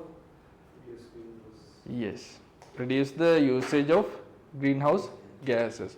The global agreement to reduce greenhouse gas emission is Kyoto Protocol. මේවා මතක තියාගන්න වෙනවා. අහන්න පුළුවන්. MC එකකට හරි අහන්න. Kyoto Protocol එකෙන් මොනවාද agreement? reduce greenhouse gas කියන්නේ. Montreal Protocol එකේ මොකක්ද වෙන්නේ? Agreement to reduce emission of gases that damage the ozone layer. ඒක different situations වලදී ගත්ත ඒවා. ඒ කියන්නේ එකකින් ගන්නවා ඒක හරියන්නේ නැහැ. තව එකකින් ආයි පාපව වෙනවා. එකක් try කරනවා ඒක හරියන්නේ නැත්නම් තව එකක්. There's a Vienna Protocol, an agreement to further reduce gases that damage the ozone layer. ඊට පස්සේ Cancun Protocol, which sometimes comes under the bites. Ne? Cancun. It's Cancun, no? That's Cancun. So an agreement reached in 2010 to agree on measures to mitigate global climate change. That is different, bro.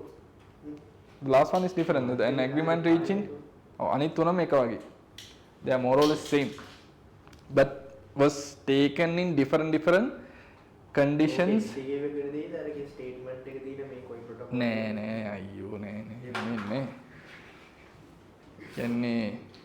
කියන්නේ ozone ලේයරකට effect කරන ගෑසස් ගැන මේ ආපු protocol මොනවාද කියලා මේ ටික දාලා උන්නම් එහෙම නැති එකකුත් දාන්න පුළුවන්. ඒකට සිලෙක්ට් කරන්න තියෙන වගේ එක. හරි. Now the Cancun Protocol is the agreement reached in 2010 to agree on measures to mitigate global climate change. ඒකත් හැබැයි greenhouse effect එකටම connected ඇයි? මෙන්න මේ mitigate global climate changes කියන එක කියන්නේ global climate changes වෙන්නේ ඇයි? That is because of global warming. ඒ හින්දාම තමයි. global warming කියන එක අපි හිතන විදිහට මේ රස්නේ වැඩි වෙන එක කියලා එහෙම හිතන්නේ නෑනේ. global warming එහෙම හිතන්නේ නෙවෙයි. මොනවද එහෙම හිතන්නේ කියලා. කොහොමද හිතන්නේ? ඔය ඉතින් මේ මොනවාද කියන glaciers මේ දිය වෙලා එක diseases එළියට එනවා. right. හරි. ඒ වගේ කියන්නේ සමහර viral diseases is a pestලා ඒගොල්ලෝ වැඩි වෙනවා. ඊට පස්සේ hurricanes එන්න පුළුවන්, floods එන්න පුළුවන්. ocean level එක වැඩි වෙනවා. ඒ කියන්නේ disasters ගොඩකක මේ major cause එක තමයි මෙයා. හරි global warming. Right, come to the air pollution. මේ තියෙන air වල composition එක මේ කටපාඩම් කරන්න ඔක්කොම නෑ මම කටපාඩම් කරන්න decimals නේ තියෙන air පාඩම් කරන්න යන්න එපා. හරිද? මෙන්න මේකට එන්න. උඩ එක පොඩ්ඩක් කියලා බලන්න. Air pollution is the significant change in the composition of the atmosphere due to the human activities and natural phenomena.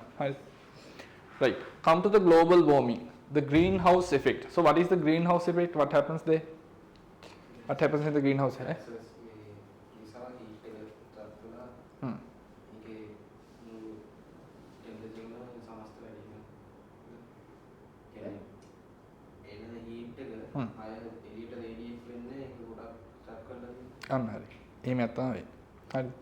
In a greenhouse, that what happens is now the waves that are entering the greenhouse is reducing its wavelength.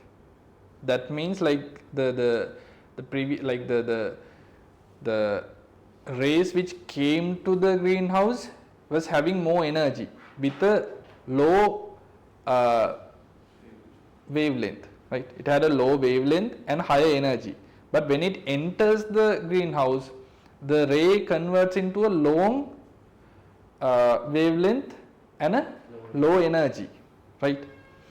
And that energy is absorbed by the soil and the plants and everything in the greenhouse. And what happens there is the energy, like because the energy reduction, right? Because the energy reduction, it can't return back to the space or the atmosphere, and it gets trapped inside the greenhouse, and it keeps rotating inside the greenhouse likewise. So the warmth is like relatively the warmth inside the greenhouse is greater than the outer environment.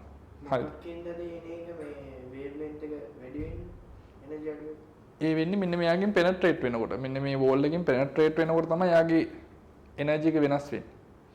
ඒක ඇත්තටම වෙන්නේ යාගේ energy එක energy එක අඩු වෙනවනේ. ඒ අඩු වෙනවයි කියලා කියන්නේ energy එක convert වෙනවා heat වලට. හරි.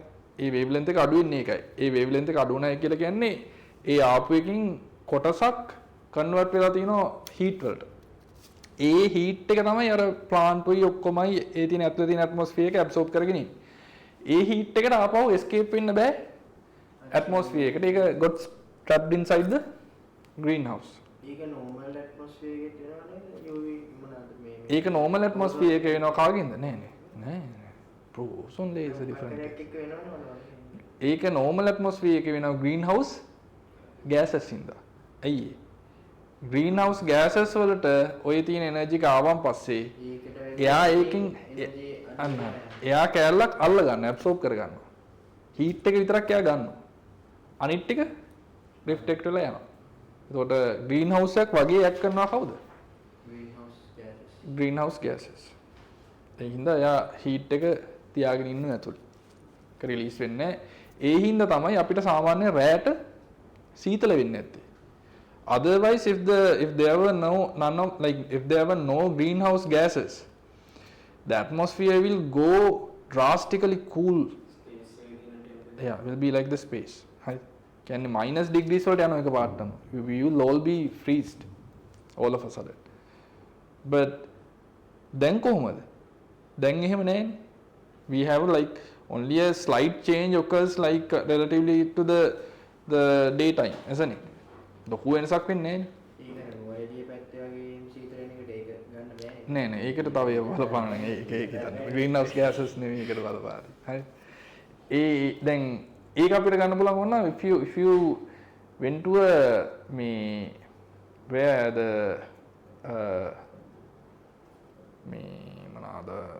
deserts. What happens in the deserts? Oh. ඒකේ දවල්ට day time එකට ඉන්න බෑ. Like the may go up to 45 degrees or something. But when it comes night, it goes minus degrees sometimes. නේ. රැට රස්නේ වගේම sorry මේ දවල් රස්නේ වගේම රැට සීතලයි. අයියේ. They don't have much of an atmosphere there. Atmosphere එක නැහැ. ඒ හින්දා තමයි මේ සීතල වෙන්නේ. හරි. Right, come to this one. The solar radiation entering the greenhouse through the roof of its greenhouse is absorbed by the soil, plants and the other things. Inside the greenhouse, the solar radiation thus absorbed by the rays are re-emitted as waves with lower energy. Right? Are absorb කරගෙන ආපහු emit වෙන්නේ low energy එකක් තියෙන high wavelength එකක් තියෙන එක. Right? Or longer wavelength. These longer wavelength rays travel out through the transparent roof and walls of the greenhouse. ඒවා ටික මොකද වෙන්නේ? අරකින් transparent විදියට අයින් වෙලා යනවා. හැබැයි දැන් මෙයාගේ එනර්ජි එක අඩු වුණානේ. නේ? අඩු වෙච්ච එනර්ජි එක මොනවද? heat. heat එක මොකද වෙන්නේ?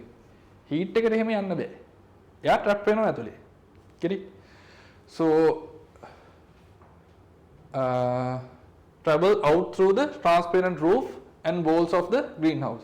As we now know, the short wavelength is high energy. Solar rays enter the roof of the greenhouse and exit as long wave is low energy. Right? High energy එකක් එනවා, low energy එකක් තමයි යන්නේ.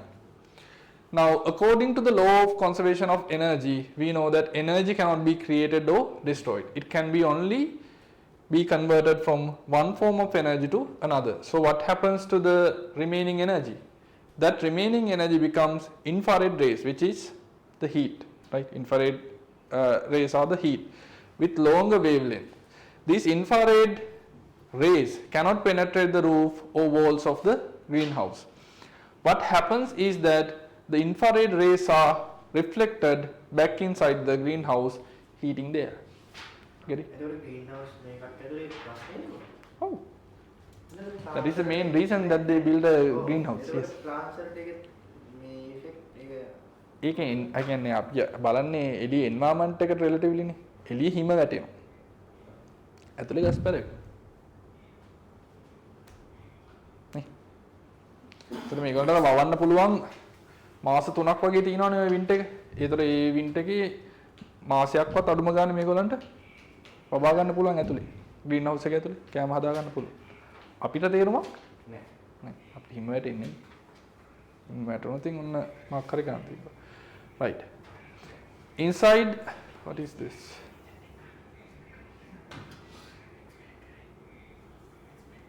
Right.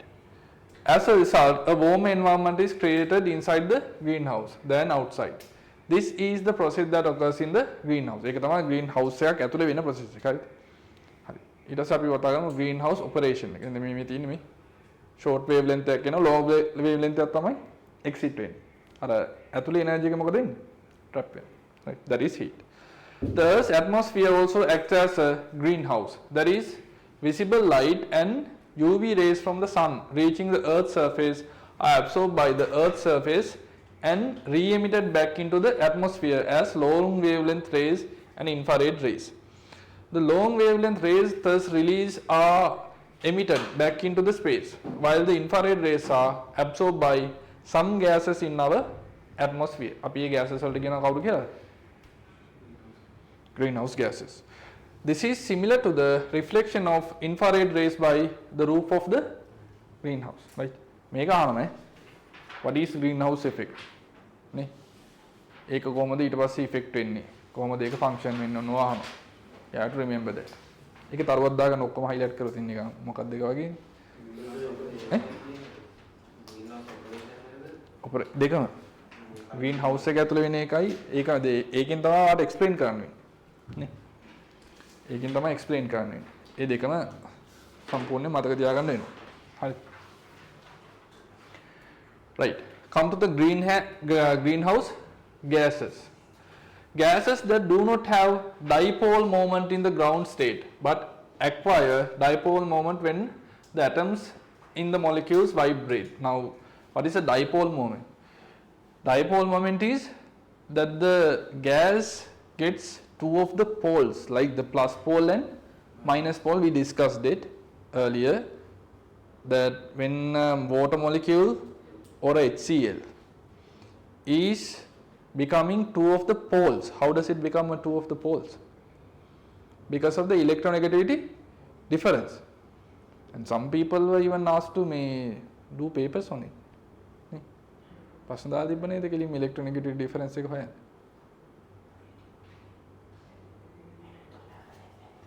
තිබ්බා.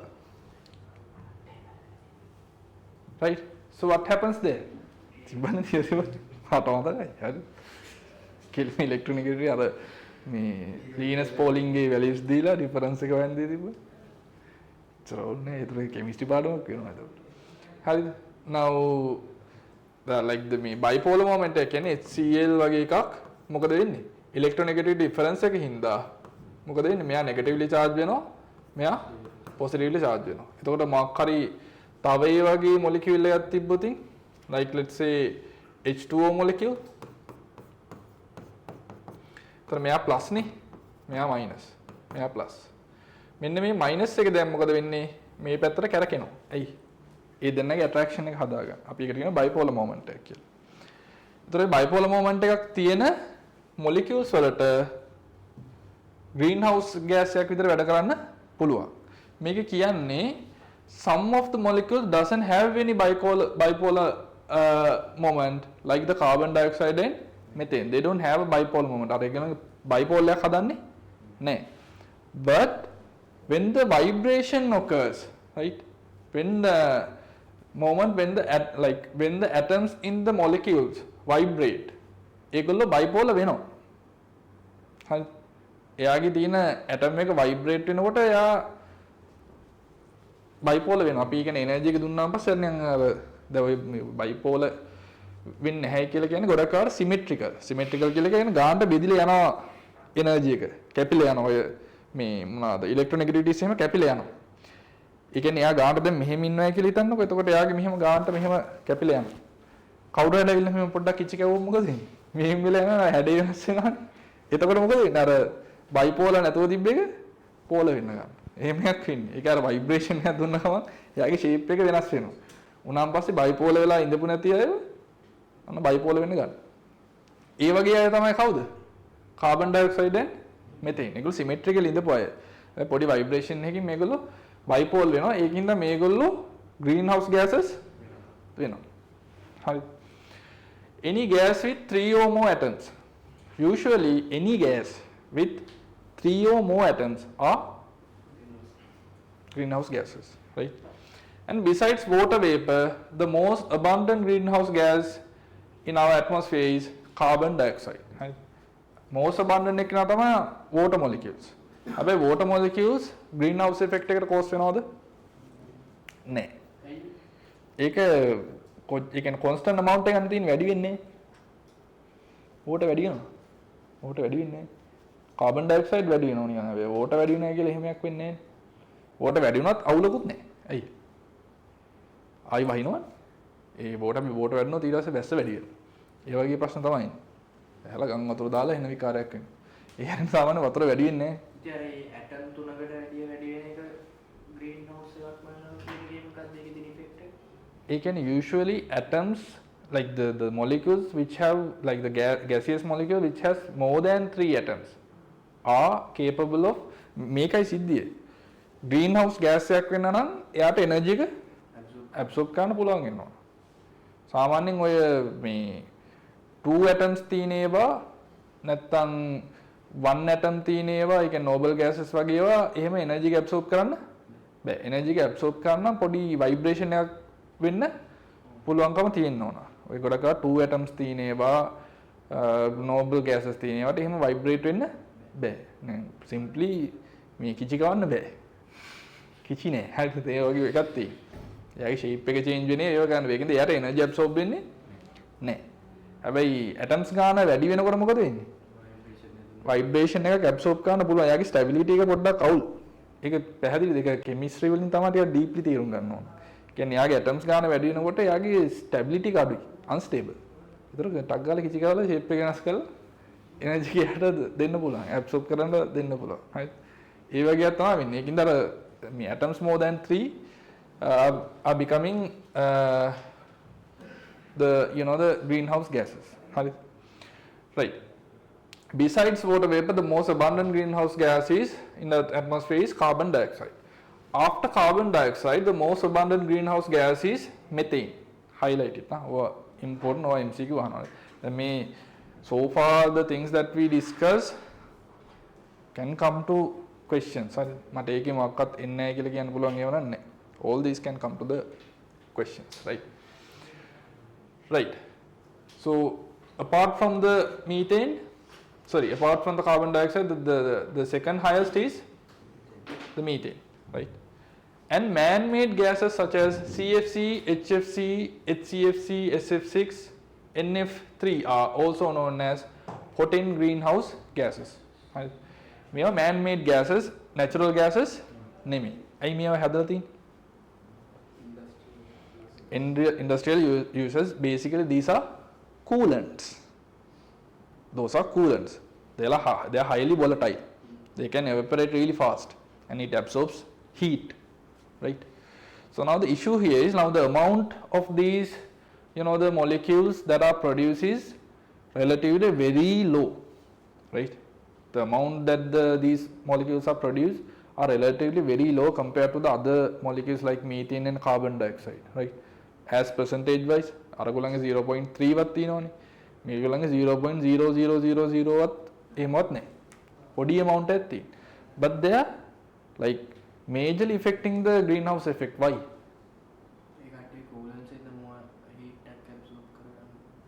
That's the reason. The amount that it can absorb heat is more, right? ගොඩාක් absorb කරනවා. Absorb කරනවා වගේම they have to release as well, right? There will be a time that they will have to release the energy that they absorb, right? ඒ හින්දා මේගොල්ලන්ගේ අර අපි එකට කියන global warming factor එක GFW sorry, GF is something else. GF no, not GF. GWF, global warming factor, right? It's slippery sometimes, like some other words are coming out. Not GF, GWF. Yes, GWF factor is there. Global warming factor. Now he's smiling like a maybe I can't tell even the word, right? And GWF factor is what? Global warming factor, which tells about the amount of heat that it can absorb.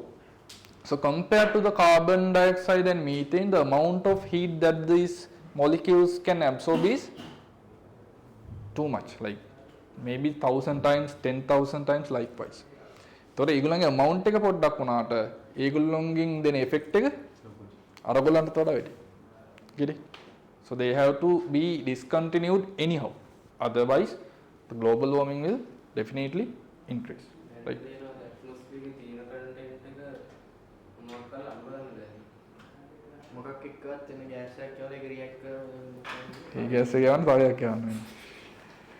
So usually it naturally is decaying. ඒ කියන්නේ ඔයගලගේ ඔය අවුල තින්නේ එයා රීජනරේට් වෙන එක. අපි කතා කරනවා ඔය මේ එකේදී එහෙම මේ ඕසෝන් සයිකල් එකේදී ඕසෝන් ඩිකේ වෙන එකේදී ඒගොල්ලෝ රීජනරේට් වෙනවා. ඒ කියන්නේ රියැක්ෂන් එක පටන් ගත්තාන් පස්සේ ඕසෝන් එක ඩිකේ කරලා ඉවරලා ආපහු එයා රීජනරේට් වෙනවා. රීජනරේට් වෙලා ආපහු රියැක්ෂන් එක සම්බන්ධ වෙනවා. ඒකින්ද පොඩි amount එකක් තිබ්බත් අර process එක continue වෙවි යනවා. ඒව අයින් කරන්න එකක් ඇත්තටම නැහැ. We just only have to wait and see. හැබැයි එහෙම නිකන් තිබ්බාම පස්සේ ඒව නිකන් හරියනවා. ඒ කියන්නේ you know the life finds a way. නේ? The nature itself finds a way. අපි ටිකක් මොකක් හරි ගොම් වැඩක් කරන් පස්සේ ටික දවසක් ඊට සද්ද නොකර ඉඳියාම you know the life finds its own way. That's what happens. ඒක naturally මේ එයාව අයින් කරලා දාන්න. That has happened, right? Right. So although their composition in the atmosphere is very small, they can be important as greenhouse gases due to their ability to absorb infrared radiation, right? The unit of measurement of this strength is the global warming potential or the global warming factor, right? As stands the GWF of carbon dioxide is considered to be 1. මේ මේක highlight කරනවා global warming potential නේ මේක factor කියලා හදාගන්න global warming factor GWF global warming factor. So the global warming factor of carbon dioxide is what? Is right global warming factor එක carbon dioxide we are taking it as 1. ඒක අපි කියන අපේ value එකක් වුණා. We are taking at the GWF of carbon dioxide as 1, and relatively to the carbon dioxide we are measuring all the other molecules values, right? Carbon dioxide වලට relatively තමයි අනිත්‍යමයි. Carbon dioxide වල කීයද GWF value එක? girlfriend value එක කීයද? 1. ඒකට relatively තමයි අනිත්‍යමයි. හරිද? මේව අහන්න හොඳේ. ඔය carbon dioxide වල values එහෙම අහන්න පුළුවන්. Right. Then, and the GWF of other gases is calculated by considering the time that the gas remains in the atmosphere. Thus, the GWF of methane is 22 over a period of 20 years. එතකොට methane වල GWF value 22. Carbon dioxide වල 1. ඒතර methane carbon dioxide වගේ 22 times potence. නේ? සමහර ඔව් ඒක ගන්න ඒ කියන්නේ අවුරුදු 20ක් යනකම් එයාගේ ඉෆෙක්ට් එක තියෙනවා. අවුරුදු 20ක් යනකම් තියෙන එයා ඩිකේ වෙන්නේ එච්චර කාලයක් යනවා එහෙම එකක් කියන්නේ. ඒ ඇට්මොස්ෆියර් එකෙන් එයා අයින් වෙලා යන්න 22 years වගේ යනවා. ඒතර 20 years යනකම් එයා ඒකේ ඉෆෙක්ට් එක දිදී ඉන්නවා. right මේ තියෙන අර කාබන් ඩයොක්සයිඩ් එමිෂන් එක මේ ටයිම් එකත් එක්ක වෙනස් වෙච්ච විදිය. The carbon dioxide variation on earth 10,000 years ago to the present. මේ එකපාරට මෙහෙම ඇවිල්ලා මෙතෙන්දි මොකද වෙලා තියෙන්නේ? එකපාරට වැඩි වෙලා. මේ මොකක් වෙලාද? Yes, like the finding the fossil fuels after the industrial evolution. Nee, everything happened because of who? The Germans. Who started it? British. Okay. Because of the British. There should be someone to blame on, nee? Otherwise can't do it like. Right. Then the methane. Methane is the second most abundant greenhouse gas after carbon dioxide. It is a greenhouse gas, right? ඒකෙත් තියෙනවා මේ එකපාරටම මෙතනින් තමයි වැඩි වෙන්නේ. ඒ වැඩි වෙන්නේ අර same thing. තමයි කේස් එක ආවේ. හැබැයි මෙහෙමයි ඉන්ඩස්ට්‍රියල් ඒ කියන්නේ ටෙක්නොලොජි එකයි ඉන්ඩස්ට්‍රියල් ඉවොලුෂන් එකයි රිලේටඩ්. ඒ දෙක එකට තමයි වැඩි වුනේ. ඉතින් ටෙක්නොලොජි එකත් නොලෙජ් එක ඒවත් එක වැඩි වුණා. මං කිව්වේ ඒක අපිට අවුල තියෙන්නේ මෙන්න මෙතන මොකද්ද? ෆොසිල් ෆුවල් එක මේ හොයාගත්ත එකද? නෑ ඒක නෙමෙයි ප්‍රශ්නේ. ඒක මොකක්ද? ඒක ක්ලීන් නේ. yes. ඔතන තමයි ප්‍රශ්නේ තියෙන්නේ. මේක අපිට ක්ලීන් එනර්ජි සෝස් එකක් හම්බුනා නම් නේ. මම අපි ගොඩ සොපිරිටි. දැන් මේ ෆොසිල් ෆුවල් එක මේ ක්ලීන් කරලා ගන්න නෑ මම අහන්න ගියේ ඒක දැන් ඒක මොනවාද ෆැක්ට් මොනවාද ඩිස්ටිලේට් කරන්නේ ෆ්‍රැක්ෂන් ඩිස්ටිලේට් කරන්නේ කීයක යූසර්ස් වලට ගන්න. yes. එතකොට ඒ වගේ අර තියෙන්න ඕන අදාළ මොලිකියුල් ප්‍රමාණයක් තියෙනවා. මේ ඉතින් ඒක ෆැක්ටරයිස් කරලා ගන්න චූට් එක මම එහෙම ඒක ටිකක් තියෙනවා ඒක ගන්න. right. ඊළඟට nitrous oxide. හරිද? N2O variation on earth 10,000 years ago into the present. මේක nitrous oxide පටන් ගන්නේ මොකෙන්ද? හෙන ගහලාද? වැඩි වෙන්නේ නැහැ. ඒක පාට කොහොමද වැඩි වුනේ? Transportation. නේ. Development of the transpiration. Basically, the nitrous oxides are like emitted to the atmosphere due to the the combustion inside the engines. ඒකෙන් තමයි හැදුනේ. පින රීසන් එක ගන්න. එතකොට ඒකත් ඔය ළඟ පාතම තමයි වැඩි වෙන්න ගත්ත එක වාර්තා. හරි. ඔක්කොම එකට යන්නේ. Right. Methods of adding nitrous oxide. First thing is agriculture. Fertilizer containing nitrogen such as urea and ammonium nitrate, which are used extensively in agriculture release. In agriculture releases N2O through soil and microbial process. මේක agriculture කියන්නේ එක reason එකක් N2O වැඩි වෙන්න. Fertilizers වල N2 තියෙනවා. ඒකෙන් එන්න පුළුවන්. ඊළඟට industrial sources. Production of nitric acid. N2O is also produced as byproduct in industrial process such as the production of adipic acid. That is one of the acids. A acid එක හදනකොට nitrous oxides එහෙම release වෙනවා. Which is used to produce nylon. Right. Although there are several ways for nitrogen oxide to enter the atmosphere, there are only few ways for it to leave the atmosphere. එනවා ක්‍රම ගොඩකින්. හැබැයි ඒගොල්ලන්ව අයින් වෙන්න තියෙන methods ගන්න අඩු. ඒකින් තමයි accumulation එක කියන්නේ. ඒ accumulation එක තමයි ඔය global effects, local effects වලට reason වෙන්නේ. Mainly the global effects. Right. Right.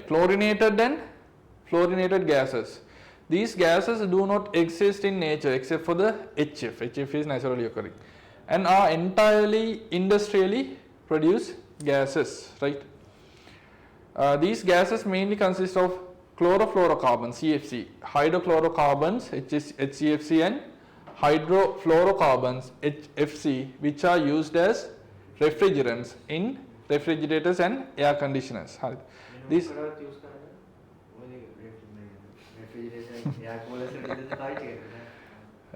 සමහර ඉන්සියුලේටර් විදියට ගන්නවනේ.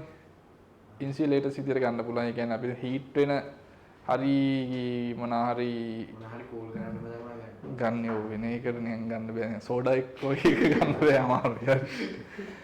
ඒ කියන්නේ මොනවා හරි සමහර මේ රියැක්ෂන්ස් වෙන ඒ වගේ. ඉතින් කූලින් තමයි කූලින්ම තමයි ඔව්. හරි. ඒ වගේ ඒවට තමයි ගන්න. Right.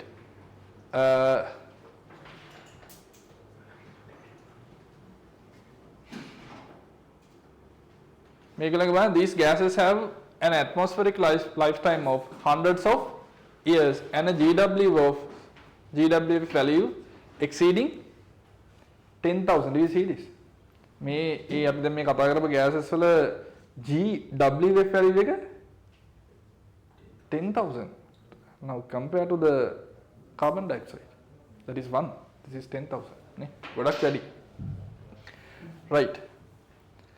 Now fluorocarbons, FC, which consists only of carbon and fluorine, are also very potent greenhouse gases. These gases are produced as a byproduct of semiconductor manufacturing and the production of metals such as aluminium. අපේකට උත්තරේ metals produce කරනකොට semiconductors හදනකොට ඔය fluorocarbon කියන එක ගන්නවා. ඊට පස්සේ in addition sulfur hexafluoride SF6 is also very potent greenhouse gas. SF is used as an insulating gas. මේක SF6 කියලා හදාගන්න. SF6 is used as an insulating gas in circuit breakers. මේ circuit breakers වල insulating gas එකක් විදිහට. නැත්නම් පුපුරනවානේ circuit breaker එකේ spark වෙන්න පුළුවන්. ඒකෙදි insulator එකක් විදිහට දාගෙන තියෙනවා. And switchgear used in the transmission of electricity through electrical networks. SF6 is also used in extraction of magnesium metal. Metal extractions වගේ වල ගන්න. Next come to the water vapor. Water vapor is most abundant greenhouse gas on earth. It's present in the atmosphere at a percentage of 0.53. Although the amount of water vapor in the atmosphere varies greatly locally, right? It remains constant over the entire atmosphere. Therefore, although water vapor is a greenhouse gas, it does not contribute to the global warming. එක highlight කරනවා. ඇයි මෙහෙම වෙන්නේ නැත්තේ? Remains constant over the entire atmosphere. ඒ කියන්නේ atmosphere එකේ තියෙන water molecules ගාන constant. ඒකින්ද එයාගෙන් එහෙම greenhouse effect එකක් වෙන්නේ එහෙම වෙන්නේ.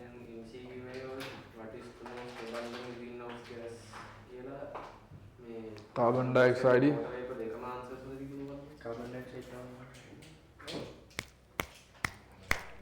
water. Oh. Most abundant greenhouse gas එක water. හැබැයි global warming එකට එයාගේ effect එකක් water වේප greenhouse gas එකක් විතර ගන්න හැබැයි ඒකේ කිසි effect එකක් නැහැ. ඔව් greenhouse effect එක තියෙනවා. It's not something that we choose. It has the effect. Greenhouse effect is the ability of absorbing the energy. So the water has that ability. Nee.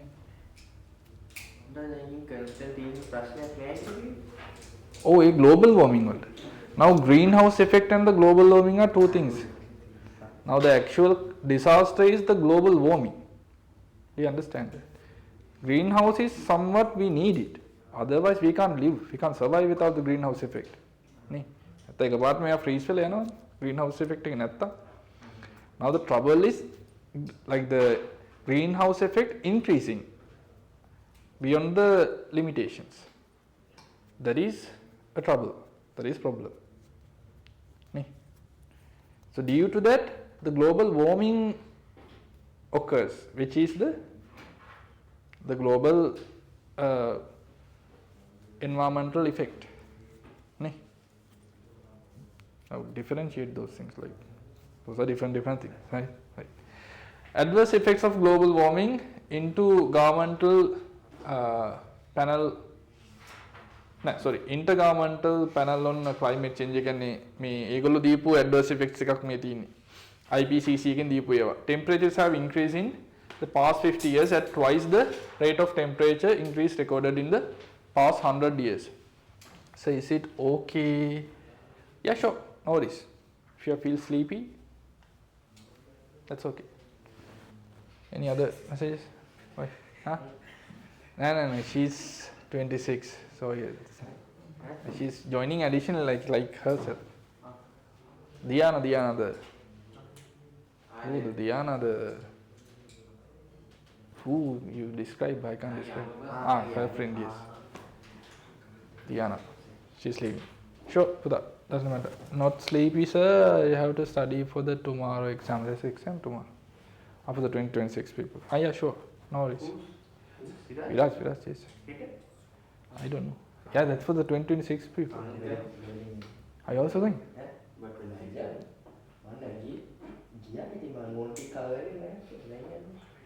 Wow, yeah. කැත වැඩ කරන්න එපා එහෙම. මට අමාරුට කියලා ගියා. කවද? Well, from the late 19th century to the early 20th century, the Earth temperature has increased by 0.85.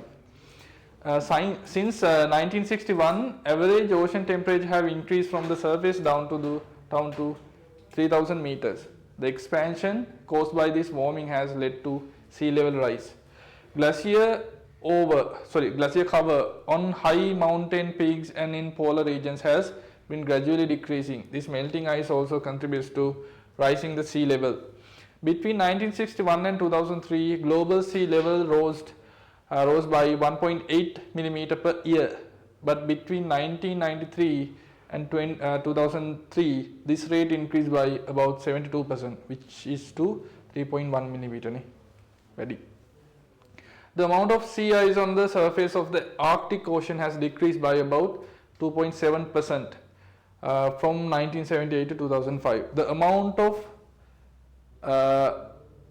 permafrost in the North Hemisphere, permafrost Northern Hemisphere has decreased by 7% since 1990.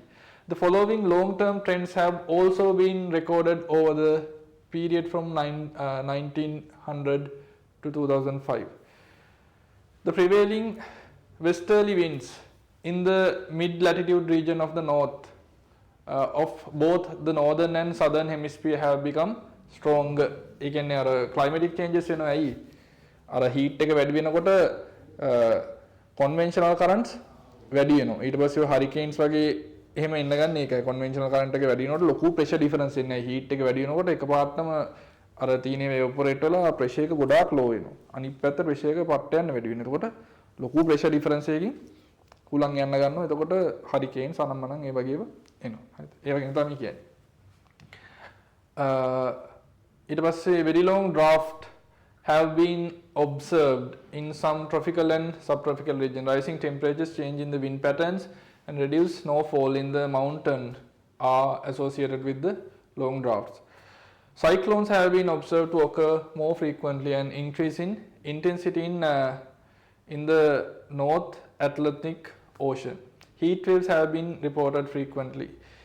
An increase in the number of hot days recorded in a year and a decrease in the number of cold days have been reported. Ne? Hot days වැඩි වෙලා නේද මේ දවස්වල?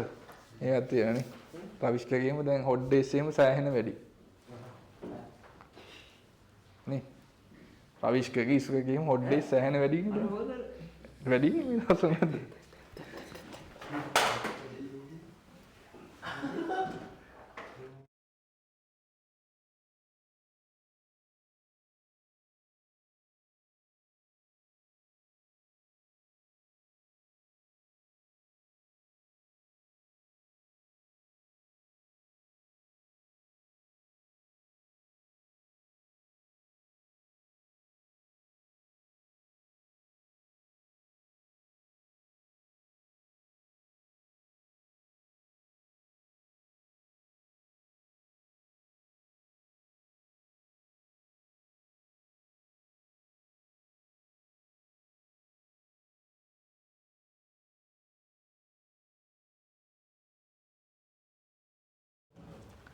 Right. එතනද නේ? ආයිත බෝතලේ අතර ගත්තේ. Go. That's okay. Right. Ozone layer depletion. Right. Ozone layer එක deplete වෙන එක. ගැන තමයි අපිට ඉගෙන කතා කරන්නේ. Right. පොතේ මට වතුර ග්ලාස් එකක් අරගෙන.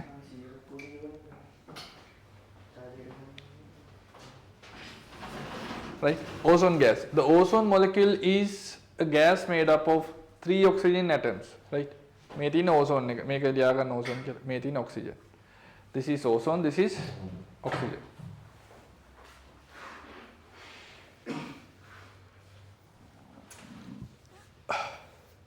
ඒක O3 කියලා ලියාගත්තත් හරියන්නේ. Ozone කියලා ලියන්න. නෑ හරි O3 නේ ඒකේ ෆෝමියුලා එක. මේක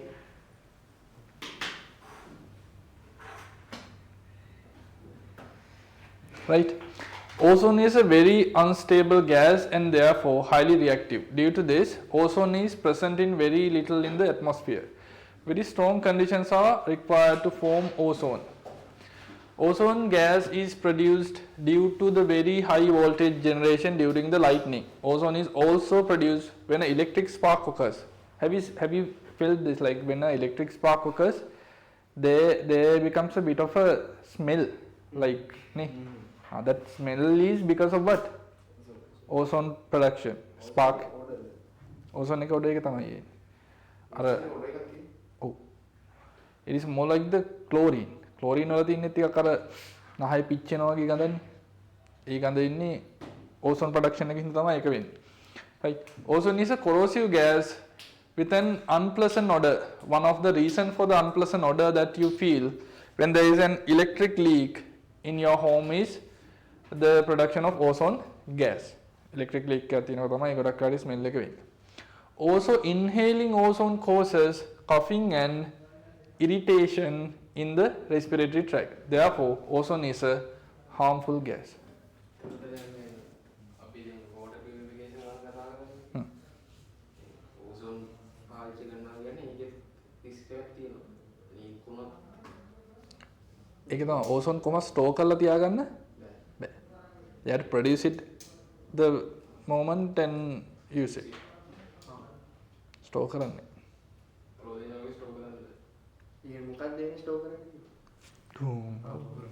Again, highly reactive. Reaction can happen. Same ප්‍රශ්නයක් තමයි. Right? Right. However, ozone is used in industry for various purposes. It is mainly used for water disinfection. Water disinfection වල තමයි mainly පාවිච්චි කරන්නේ. Stratification of the atmosphere. This is the stratification of the atmosphere. මේ තියෙන්නේ troposphere එක, stratosphere එක, tropopause, mesosphere, mesopause, thermosphere, exosphere කියන sphere set එක තමයි තියෙන්නේ. හරි. ඔය ටික දින ලාවට මතක තියාගන්න කියන්නේ. පල්ලෙහා තියෙනවා. මේ mesosphere ඒ ටිකත් අහනවා. හරි. ඒක syllabus එකේ තියෙනවා. අහන්න පුළුවන්. ඒක එනවා. හරි. Stratification of the atmosphere. Troposphere. The troposphere is the layer closer to the Earth's surface. Come. It extends from sea level to 15 kilometers above. Highlight it. Thank you.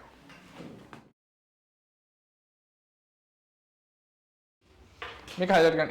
It extends from sea level to 15 kilometers above the sea level, right? 99% of the gases in the atmosphere are found in this region, right? Most atmospheric reactions also occur in this region. The atmosphere in the troposphere gradually decrease as you move up from Earth's surface. එකත් highlight කරා. Temperature එක මොකද වෙන්නේ? The temperature in the troposphere gradually decrease. නේ troposphere එකේ තියෙන temperature එක gradually decrease වෙනවා.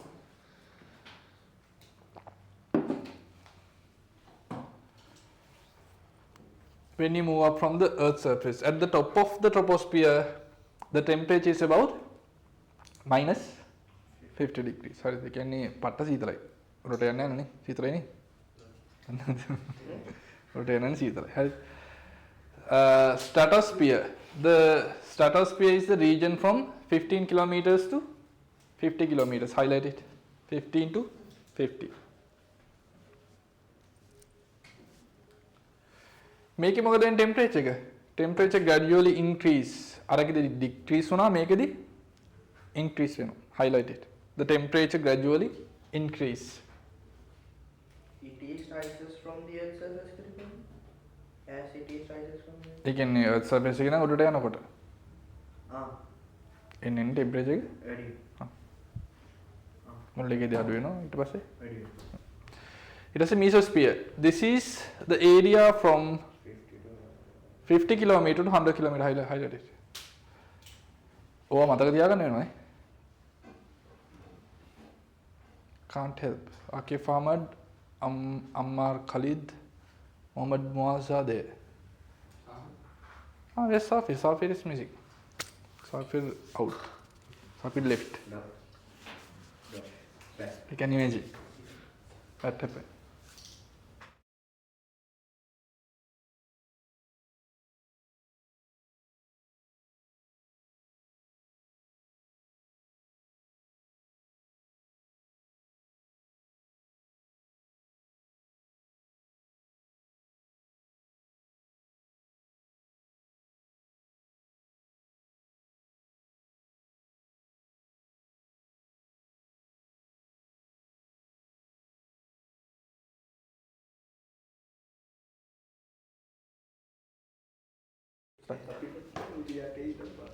Right.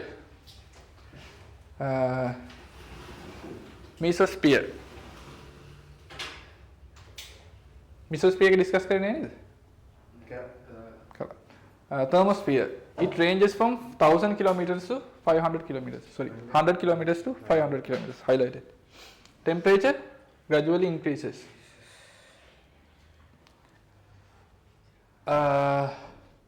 Then the exosphere, it extends from 500 kilometers to upwards. Okay, space. Space එක තමයි අහුවෙන්නේ. Come to the ozone layer. As mentioned earlier in this chapter, the ozone layer is located in the stratosphere, right? It is generally spread over an area of 20 kilometers to 35 kilometers, highlighted above the Earth's surface. Earth's surface එක නම් 20 to 35 kilometers වගේ ඒකෙන් තමයි තියෙන්නේ. ඔය අහනවාද MCQs. MCQs. සාමාන්‍යයෙන් 13% වගේ තියෙනවා. පේපර් එකේ. මේකේ MCQs ඒ බලන්න කියලා තියෙනවා. තුනක් හදලා. ඔව් ඒ වගේ අහනවා. overall 13% of the paper වගේ තියෙනවා මේක. ඒ කියන්නේ ලොකු amount එකක් නේ. එච්චර තියෙනවද කියලා දාන්න. නෑ ස්ට්‍රක්චර් එකේ ස්ට්‍රක්චර් එකට එන්නේ නැහැ කොට. එසේ එකට තමයි. පොඩ්ඩක් හිතා ගන්න අමාරුයි කි. ගන්නවන ගමන් try එකක් දෙන්න නැත්නම් කුකුරට ඇත්තටම out. Thank you. Right. Ozone layer. 35 to 20 kilometers තමයි තියෙන්නේ.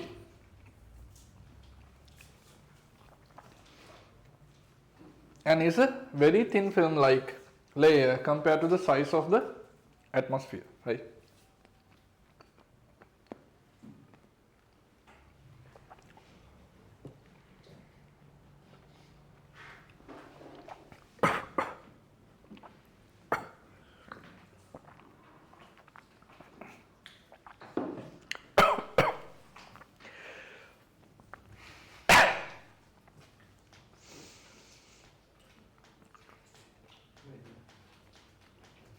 Is that right?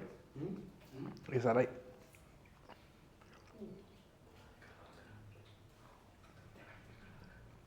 Right. The ozone layer is a region in dynamic equilibrium. Dynamic equilibrium එකේ නිකන් පණින් නිකන් ඉන්නේ. Ozone layer එක හැමතිස්සෙම ozone එක O2 plus O වලට break වෙනවා.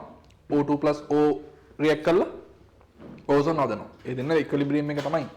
හින්දා ඒගොල්ලෝ dynamic equilibrium එක තමයි. Right. Ozone is constantly being produced and destroyed in the ozone layer. However, since the rate of ozone production and rate of destruction are the same, the ozone level in the region remains constant. You understand that? Produce කරන range එකයි decay වෙන range rate එකයි they are same. So it remains constant. Get it? No? No. The chemical process that occurs in the ozone layer can be simply described as follows. Energy from the sun interacts with intense ultraviolet radiation to break down molecule oxygens in the stratosphere into atomic oxygen. Now, 4 reactions are there. Do you have to remember these things? Yes. Yes, the reactions you have to remember. Right. These reactions are very important and you have to remember it and will come to the exams as well. And, right. So the first thing is the breakdown of oxygen into 2 oxygen molecules. Right. Second thing, what happens? Since this atomic oxygen is very reactive, it combines with another oxygen molecule to produce ozone gas. So the broken oxygen atom reacts with another oxygen, which is oxygen molecule, produces ozone, right? Third reaction, the ozone is there in an equilibrium like this. 2 of the O3 converts to 2 of the ozone converts to 3 oxygens, and this again can happen the reverse as well. The ozone gas breaks down naturally when exposed to the other more energetic ultraviolet rays. Right? This oxygen and ozone gas absorb the high energy UV rays that are breaking down, preventing them from reaching the Earth's surface. This entire process is a natural process, and when the rate of ozone production is equal to the rate of destruction, there is a constant amount of ozone in the ozone layer. Therefore, the equilibrium reaction that occurs in the ozone layer can be written as 3O2 is breaking down, 3O2 is making the 2 ozones breaking down back into the 3 O2s that it converts on forward and backward, right? Hari. Those reactions and me complete part is really important. Nika highlight kalla taru dala mal dala tiyaga. Oh, we'll come to the exams. Akif Ahmad, to tell something.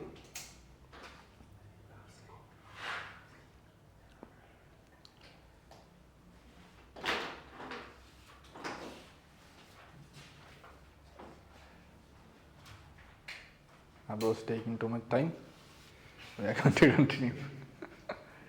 Are you there? Maybe there, right. Ozone depletion. What happens if the ozone depletion in the above equilibrium system is increased by another external source? Then the rate of ozone depletion will be greater than the rate of production. Do you understand that?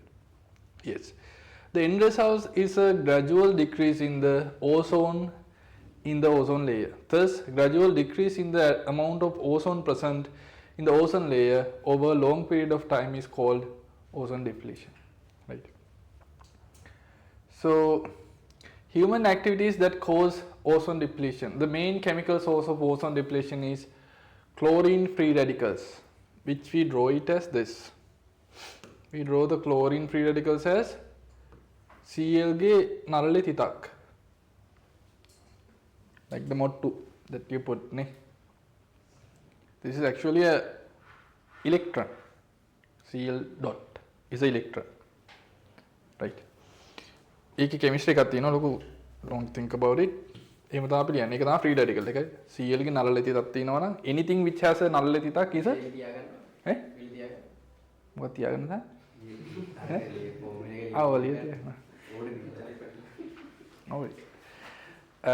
Anything that has a null තිතක් is a free radical. Free radical. And that is an electron as well. Yes. හරිද?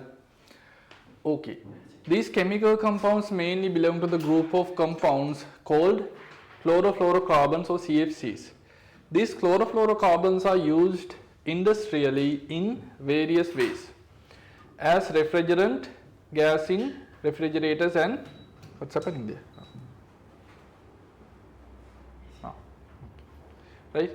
As refrigerant gas in refrigerators and air conditioners, as a propellant gas in spray for perfume, so perfume salatino, and as a blowing agent to achieve porosity in polymers such as porous polystyrene. ඒ කියන්නේ blowing agent එකක් කියලා කියන්නේ අර එයාගේ volume එක වැඩි කරගන්න, porosity එක වැඩි කරගන්නවා කියලා කියන්නේ. styrofoam වල volume එක වැඩි කරගන්න පාවිච්චි කරනවා gas එක. හරිද? අර bakery products වල පාන් වල මේ වෙන්නේ ඒ වගේ scene එකක් තමයි මේ කියන්නේ. හරිද? In addition, volatile compounds containing bromine also contributes to ozone depletion. ඒකත් highlight කරන්න. සාමාන්‍ය chlorine වලට apart from the chlorine, the compounds contain bromine also effect, but the compounds containing bromine are very few. So the effect on the bromine is very less. So we don't worry about it now. Right. Also known as bromoform gas, which is used as a dispersant gas in fire extinguishers. Bromoform gas අහලා තියෙනවද? අර fire extinguisher එකක් තියෙනවා කියලා බලන්න ඒක අහලා තියෙනවා. Methyl bromide gas is also used in industrially as a fumigant to kill harmful insects. Fumigation අහලා දැකලා තියෙනවද නේ? අර ගොඩක් කාට ගන්න container පෙට්ටියකට දාලා පොඩි සබන් කැට වගේ set එකක් ඇතුළේ තියලා වහනවා. ඊට පස්සේ ඒක evaporate වෙනවා. evaporate වෙලා මුළු container එකේ පෙට්ටිය ඇතුළම fumigate වෙනවා. ඒ කියන්නේ fume එකකින් පිරෙනවා. ඒ fume එකට ඒකේ ඉන්න insects ලා ඔක්කොටම හුස්ම ගන්න බැරුව යනවා. ඒකට අපි කියනවා මොකක් කියලා? fumigation කියලා. හරි. ඒකට පාවිච්චි කරන්නේ මොනවද? methyl bromide. ඒකත් හොඳ නැහැ. ඒකත් ඉතින් ඒක එතකොට අර මේවට ඉෆෙක්ට් වෙනවා. මොනවද? ඒ rice green beans ice cream fumigate කරන්නේ නෑ නෑ රයිස් ග්‍රීන් බීන්ස් ආව් ඒව තමයි fumigate කරන්නේ. ඒ කියන්නේ beans, ඒ කියන්නේ සාමාන්‍ය අපි crop එකක් විදියට ගත්ත ඒවා. ඒවටත් තියෙනවා. හැබැයි අර lethal level එකක් තියෙනවනේ. ඒ lethal level එක exceed වෙන්න දෙන්නේ නෑ. එච්චරයි. නැත්නම් ඇත්තටම effect එකක් තියෙනවා. කපුරු ඒ වගේ එකක් තමයි. හැබැයි කපුරු දාන්නේ. කපුරු කියන්නේ නැප්තලින් නේ. නැප්තලින් දාලා යන්නේ ඔය කියන සත්තු. ඉන්නේ ටිකක් අර මයිටාවෝ කීඩෑවෝ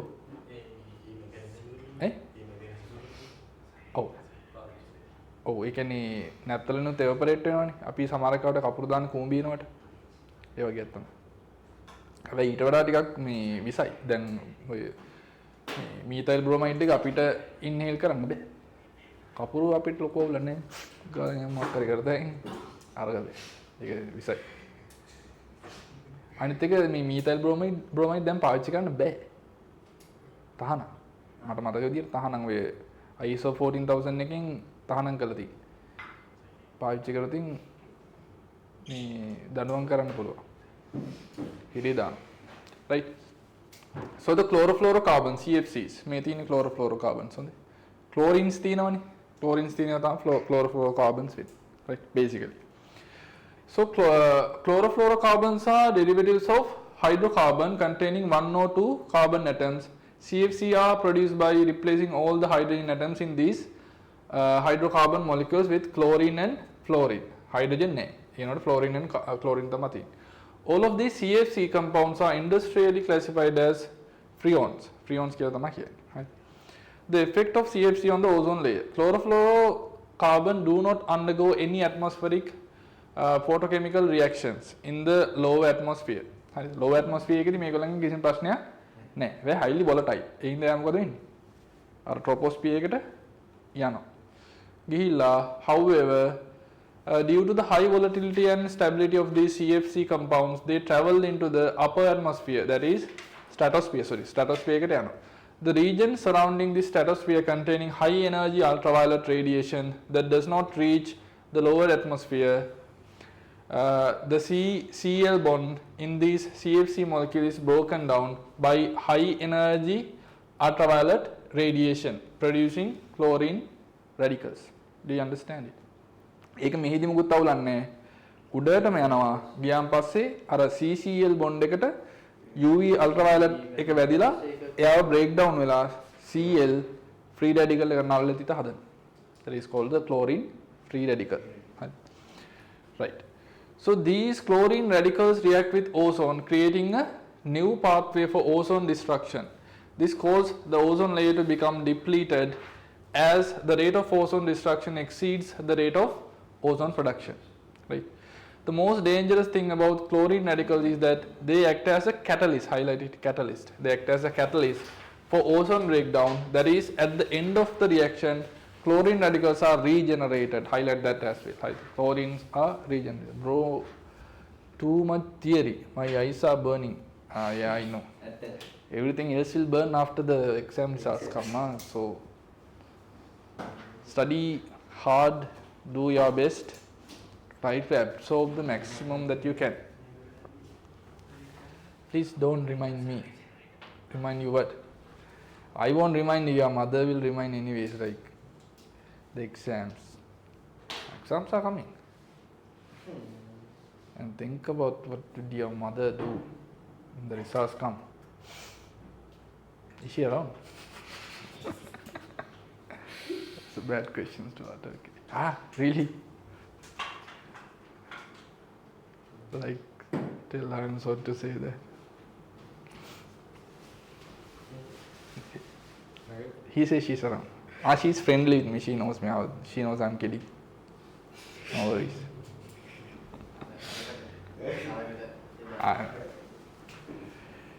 Right? Okay. So since chlorine radicals are formed this way, the single chlorine radical can destroy thousands of ozone molecules. Right? So this reaction chain can be simply represented by the following reaction model. What is that?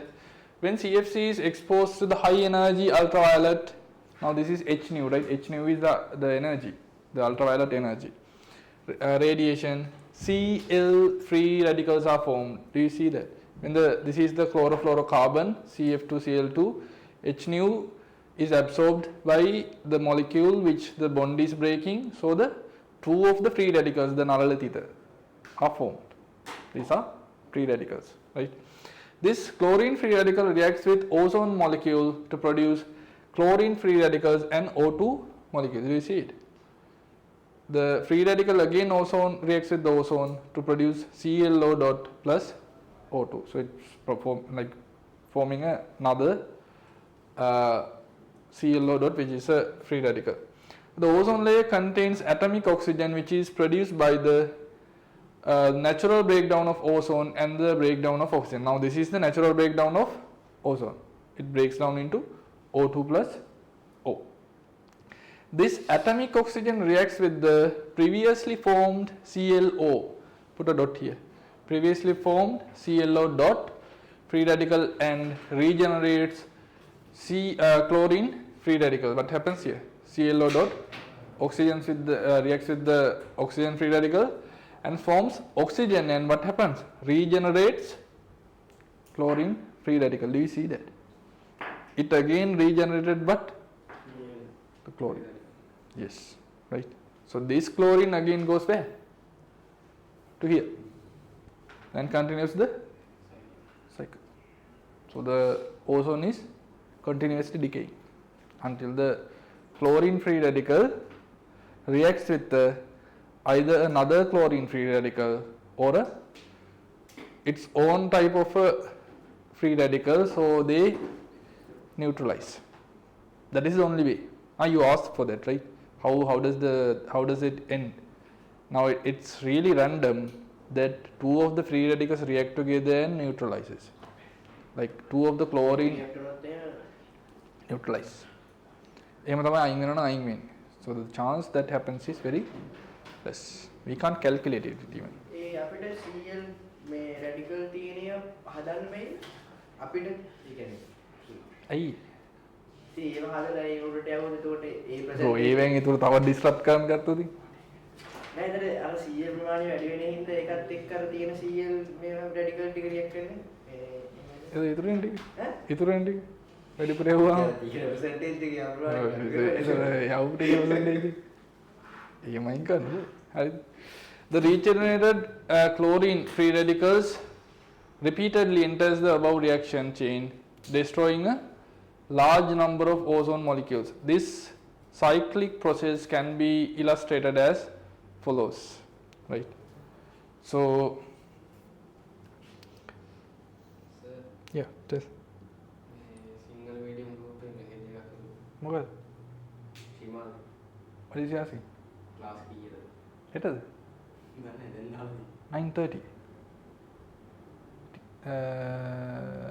There will be a paper. මං කියලා දී. message එකක් දාන්න දැන් මේ හෙට paper එකක් තියෙනවා 9:30 කියලා. හෙට 9:30.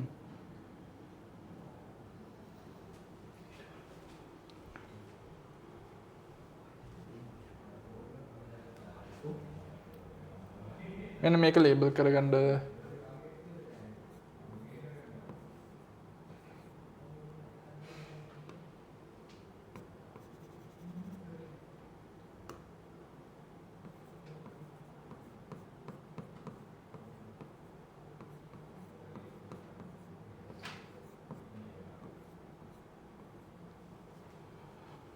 Reaction cycle of chlorine free radical. Safit left නේ සාෆිත් ආවේ නැහැ ඊට පස්සේ.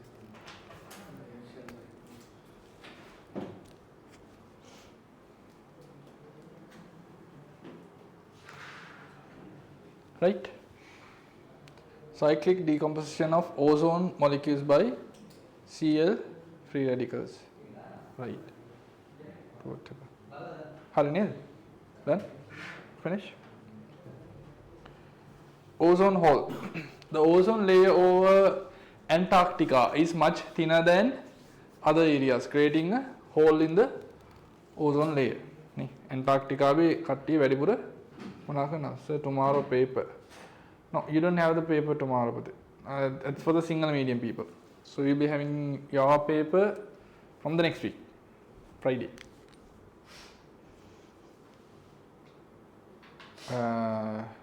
හැබැයි එතනත් ප්‍රශ්නයක් තියෙනවානේ next Friday අරගොල්ලන්ගේ discussion එක. discussion එක time එකට ඔයගොල්ලෝ paper එක ලියන්න බෑ. ඒ හින්දා ඒකට ඔයගොල්ලන්ට එන සති දෙකක් shift වෙනවා.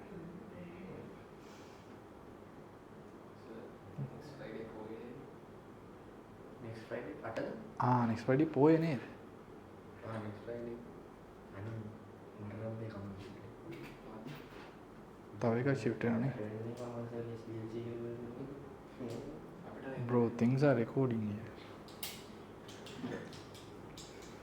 But if Kamal sir had the interest to know about the environmental chemistry and he watched the whole series.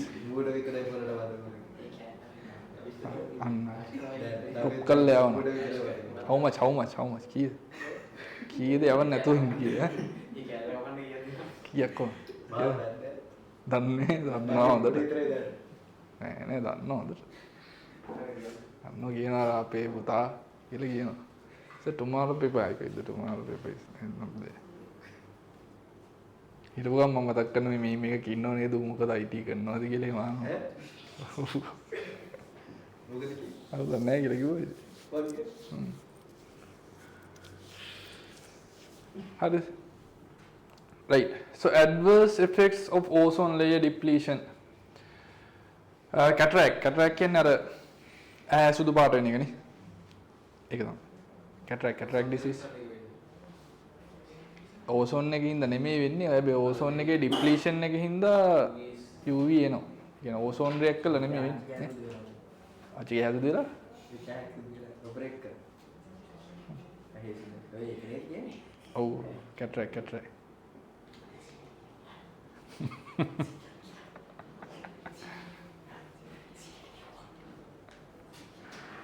හරි සන්තෝෂින් කියන්නේ කාච්චි ගෑසුලිලා. ඔපරේෂන් කරා.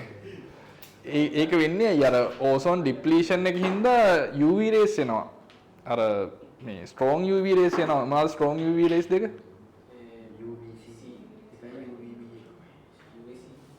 C and B. C and B දෙන්න තමයි ස්ට්‍රෝං දෙන්න. ඒ දෙන්න එනවා. ඒකෙන් එකට නෑ. ඒක එනවා. ඒක ග්‍රවුන්ඩ් එකට එන එක ඉෆෙක්ට් යන්නේ. ඒක පල්ලෙහාට වෙන ඉෆෙක්ට් එක. නෑ. yes. ඒක මතක තියාගන්න දෙවා එනවා විභාගෙට. Right. Then the skin cancers එන්න පුළුවන්. Genetic mutations එන්න පුළුවන්. ඒවා තමයි adverse effects එන්න පුළුවන්. highlight කරා. Right. Come to the acid rain. Right. Acid rain. pH.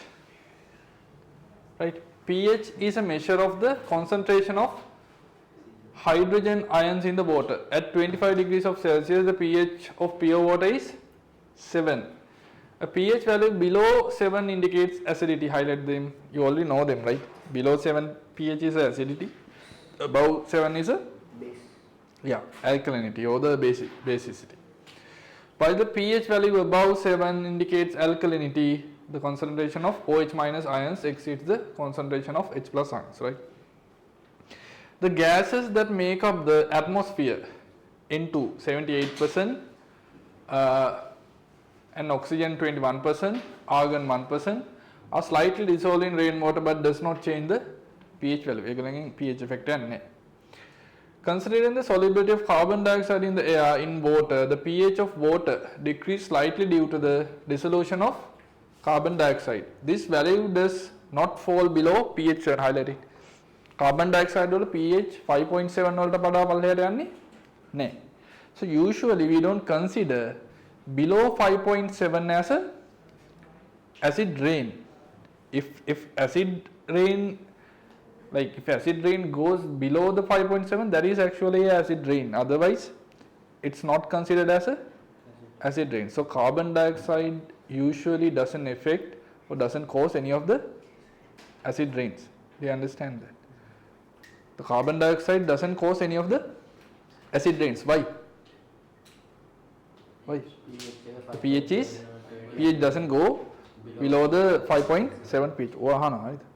All those things will be there, right?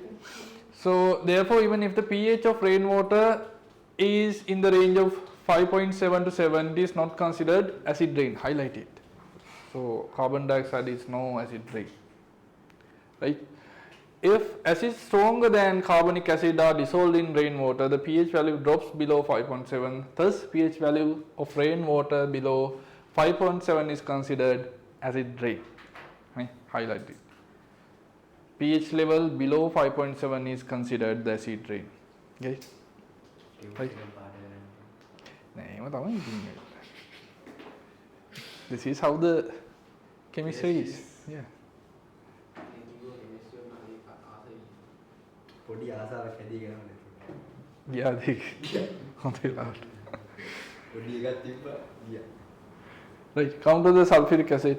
Sulfur dioxide, which enters the air, is further oxidized in the air to produce sulfur trioxide gas, SO3. When this sulfur trioxide gas dissolves in water, it forms sulfuric acid. You already know this, right? Sulfur dioxide is like oxidizing into sulfur trioxide. It reacts with the water, becomes sulfuric acid.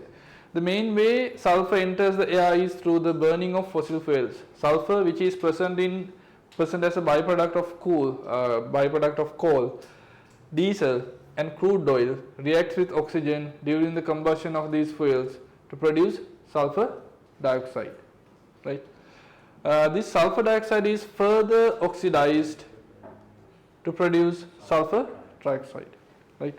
This sulfur trioxide dissolves in water to produce sulfuric acid, a strong acid. This sulfuric acid dissociates and readily releases H plus ions into water, making the water even more acidic. Now, මෙතන 2 plus දාගන්න. 2H plus. 2H plus.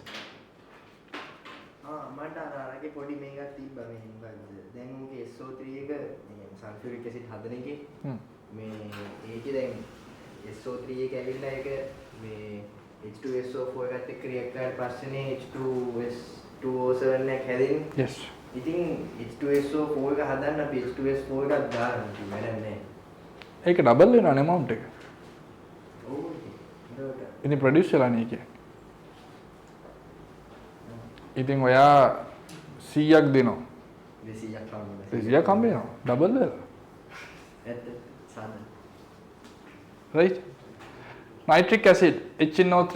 Nitric oxide is a major contributor to air pollution from vehicles. The combustion of fuel in vehicle engines produces nitric oxide. This NO is further oxidized in air to produce nitrogen dioxide. This NO2 has combined with water to produce nitric acid, a strong acid. Nitric acid dissociates like sulfuric acid easily, releasing H plus, put H plus here, H plus into water, making it acidic, right? Right. Due to the addition of sulfuric and nitric to rainwater, the pH of the water drops below 5.7. This condition is called acid rain. Basically, the acid rain is caused by what? Sulfuric and nitric acid. Does carbonic acid cause any of the acid rains? No. You have to remember that, right? Why is that? Because it doesn't go under the... Yeah. Yes. Adverse effects of acid rain: decrease in the pH value of the water in rivers and streams. Soil infertility, impact on the construction industry. Limestone, right? The impact on agricultural plants. Acid rain causes the removal of micronutrients from the soil and the reduction of cation exchange. Highlight this. Cation exchange එක අඩු කරනවා. නේ cation exchange එක කියලා කියන්නේ plant එකකින් absorb කරනවනේ cation. කියලා අපි කියන cation exchange එකක්. අන්න ඒක අඩු වෙනවා H+ ions වැඩි වුණාන් පස්සේ. Right? Furthermore, acid rain falling directly on plant leaves can destroy the green color of the leaves, impairing the food production of plants and reducing the crop yield. Similarly, if acid rain falls on forests for a long time, large plants in the forest will gradually die. Right? So the yield එක crop එක අඩු වෙනවා. ඒ acidity rainfall එකේ acidity ගොඩක් අඩු වුණොත් එහෙම අපේ නිකන් ඉවරටත් වෙන්නේ. පිච්චෙනවා. ඔව්. පිච්චෙනවා කියන්නේ අර ගෙදර ගිහිල්ලා කසනවා. එහෙමයක් වෙන්නේ. පිච්චෙනයි කොටනේ. හිම පිච්චෙන්න නම් අර ටික දරුණුවට වැඩෙනවා. අර මොකද්ද ඉඳගෙන වහින වැස්සිරෙන්. දෙමින් එපා කියන්නේ කවුද කිව්වේ ආට එහෙම? මං කිව්ව බොරු කියන්නේ මං කිව්වේ. ඉඳලා වහින වැස්සේ දෙමින් එපා කියන්නේ ඒ ඉඳලා අර ඇසිඩික් වෙන්න පුළුවන්. right? Acid rain falling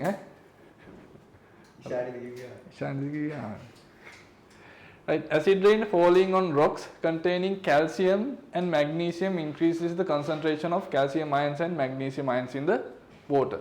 This increases the hardness of the water. What is the hardness of the water? Yeah, the salinity. Lunu watura rahain kiul watura. Yes, right. Right. Then come to the photochemical smoke. Right. There are two main types of pollutants that cause photochemical smoke. Nitrogen oxide compounds present in the atmosphere. Highlight photochemical smog එකට mainly දෙන්නයි කවුද nitrogen oxides NOx කියලා අපි කියනවා. අනිත් එක නා කවුද? volatile short chain hydrocarbons කියන එක කෙනා. හරිද? ඒක තේම highlight කරලා දාන්න. volatile short chain hydrocarbons. Right, come to the nitrogen oxide compounds. These are known as NOx. They mainly include two gases, nitric oxide and nitrogen dioxide. Highlight there. NO and NO2. The main human activity that adds these compounds to the air is transportation. Transportation එකෙන් තමයි ඒ කියන්නේ vehicles වලින් තමයි combustion එකෙන් තමයි එන්නේ. Highlight it. Transportation එකෙන් තමයි වැඩිපුර එන්නේ. මම ඒක කිව්වා කලින් නේ. ඊට පස්සේ අපි උඩ කතා කරා මොකද agriculture වලින් එනවා කියලා මතකද? fertilizers දාන එකෙන්. එහෙම එනවා ඊට පස්සේ ammonia production එකේ nitric acid production එකේ by product එකක් විදියට හැදෙනවා කියලා කතා කරා මතක තියාගන්න ඕනේ. Right. Second one, volatile short chain hydrocarbons compound present in the atmosphere.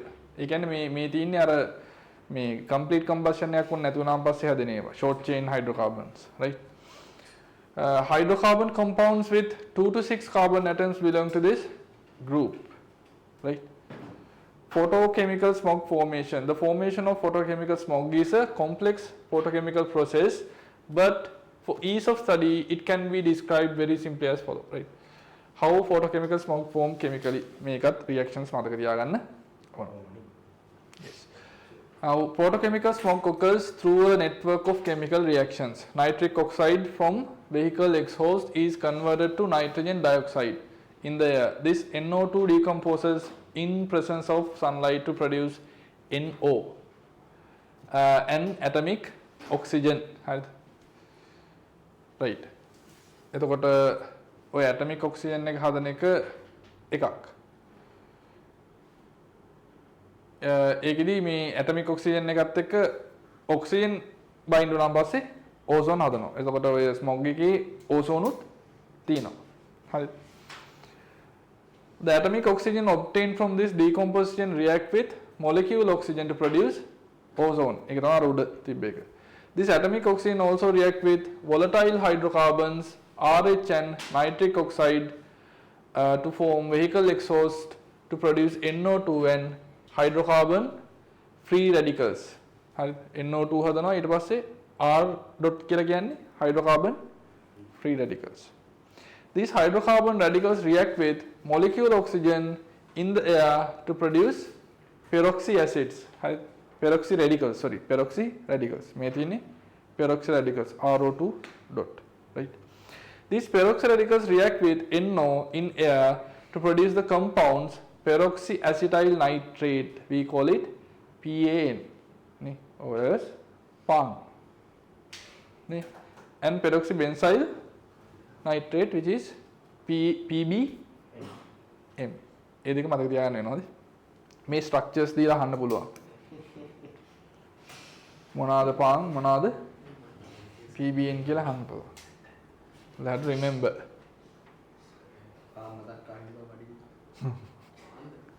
කම්බ දෙන්නේ නැහැ 12 වෙනකම්.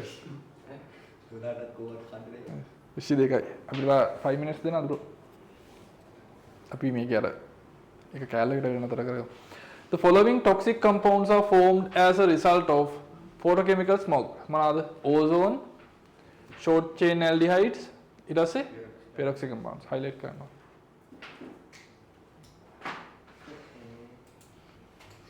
Right. Adverse effects of photochemical smog. මොනවාද? Transparency of the air decrease වෙනවා. ඊට පස්සේ rough smell එක. Cough, asthma, wheezing, respiratory infections එනවා. Cause headaches and eye irritations. The mechanical properties of rubber decrease. Mechanical properties of rubber decrease වෙන්නේ. Rubber වල තියෙනවානේ අර සල්ෆර් ඩබල් බොන්ඩ් එක. ඒ සල්ෆර් ඩබල් බොන්ඩ් එක බ්‍රේක් වෙනවා smog එකකින් හින්දා. එතකොට ටයර් එකේ තියෙන අර ඉලාස්ටිසිටි එක අඩු වෙනවා. ඒකින්ද ටයර් එක ඉක්මනට ගෙවෙනවා. ඒකින්ද ටයර් එකේ වැලිව් එක අඩු වෙලා යනවා ස්මොග් එක තියෙනකොට. Bleaching of fabrics. Fabrics තියෙනවා bleach වෙනවා. Chlorophyll in plant leaves break down and food production decreases. Genetic mutations occur. ඔය PBN PAN වගේ ඒවා inhale වුණාන් පස්සේ ඒවා ඇතුළේදී genetic mutations හදනවා. හරි එහෙම එන්න පුළුවන්. Reducing the transparency of the air and obstructing vision can occur. Addressing global environmental problems. හරි මේකදී අපි කතා කරන්නේ අර කතා කරපු global effects වලට අපිට මොනවාද කරන්න පුළුවන් කියන එක. ඒ කියන්නේ මේගොල්ලෝ දැන් CF මේ ක්ලෝරෝෆ්ලෝරෝකාබන් CFC එක වෙනුවට ඊළඟට ගේනවා මොකක් හරි රිප්ලේස්මන්ට් එකක්. ඒක ටිකක් කල් යනකොට ඒක අවුල්. ඊට පස්සේ තව රිප්ලේස්මන්ට් එකක් ගෙනවා. ඒකට තව එක තව ටිකක් ආයි අවුල් යනවා. ඊට තව එකක් ගෙනවා. එහෙම අර පොඩ මිටිගේට් කරගෙන තමයි යන්නේ. දැන් ওই දැනට තියෙන R600 එක එහෙම ඉතින් ඒකේ තාම ලොකුවට අවුලක් කියලා දන්නේ නැහැ. ඒක තවුල් දෙන්න පුළුවන් නෑ. අතරම එන්නේ ඒක තමයි. අතරම දන්නේ නැහැ. ඒක ඇඩ්වර්ස් ඉෆෙක්ට් එක ඉන්නේ පස්සේ. ඒක කාලයක් ගියා තමයි ඉන්නේ. ආයෙත් උරි අම්මර සිටින මේකෙන් තා වෙන්නේ නැති කියලා රිසර්ච් කරා මේක ආයෙ එහෙම තමයි කියලා හුවේ. Right. Addressing global environmental problems. Steps that can be taken to minimize damage to the ozone layer. අපි මේක පැත්තට ගිහලා ඩිස්කස් කරමු. 20ට යන්න 70. අපි එහෙම ටක් ගාලා පටන් ගමුද? වෙලා ගන්න එපා. මොකද මේ we are still page where 70. So we have like 23 to go. Takes much more time. So no breaks. Moving forward.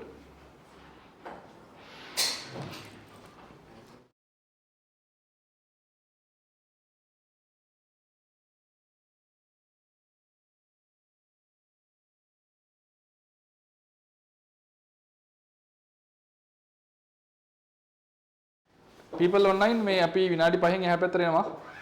So may stay online. Will join.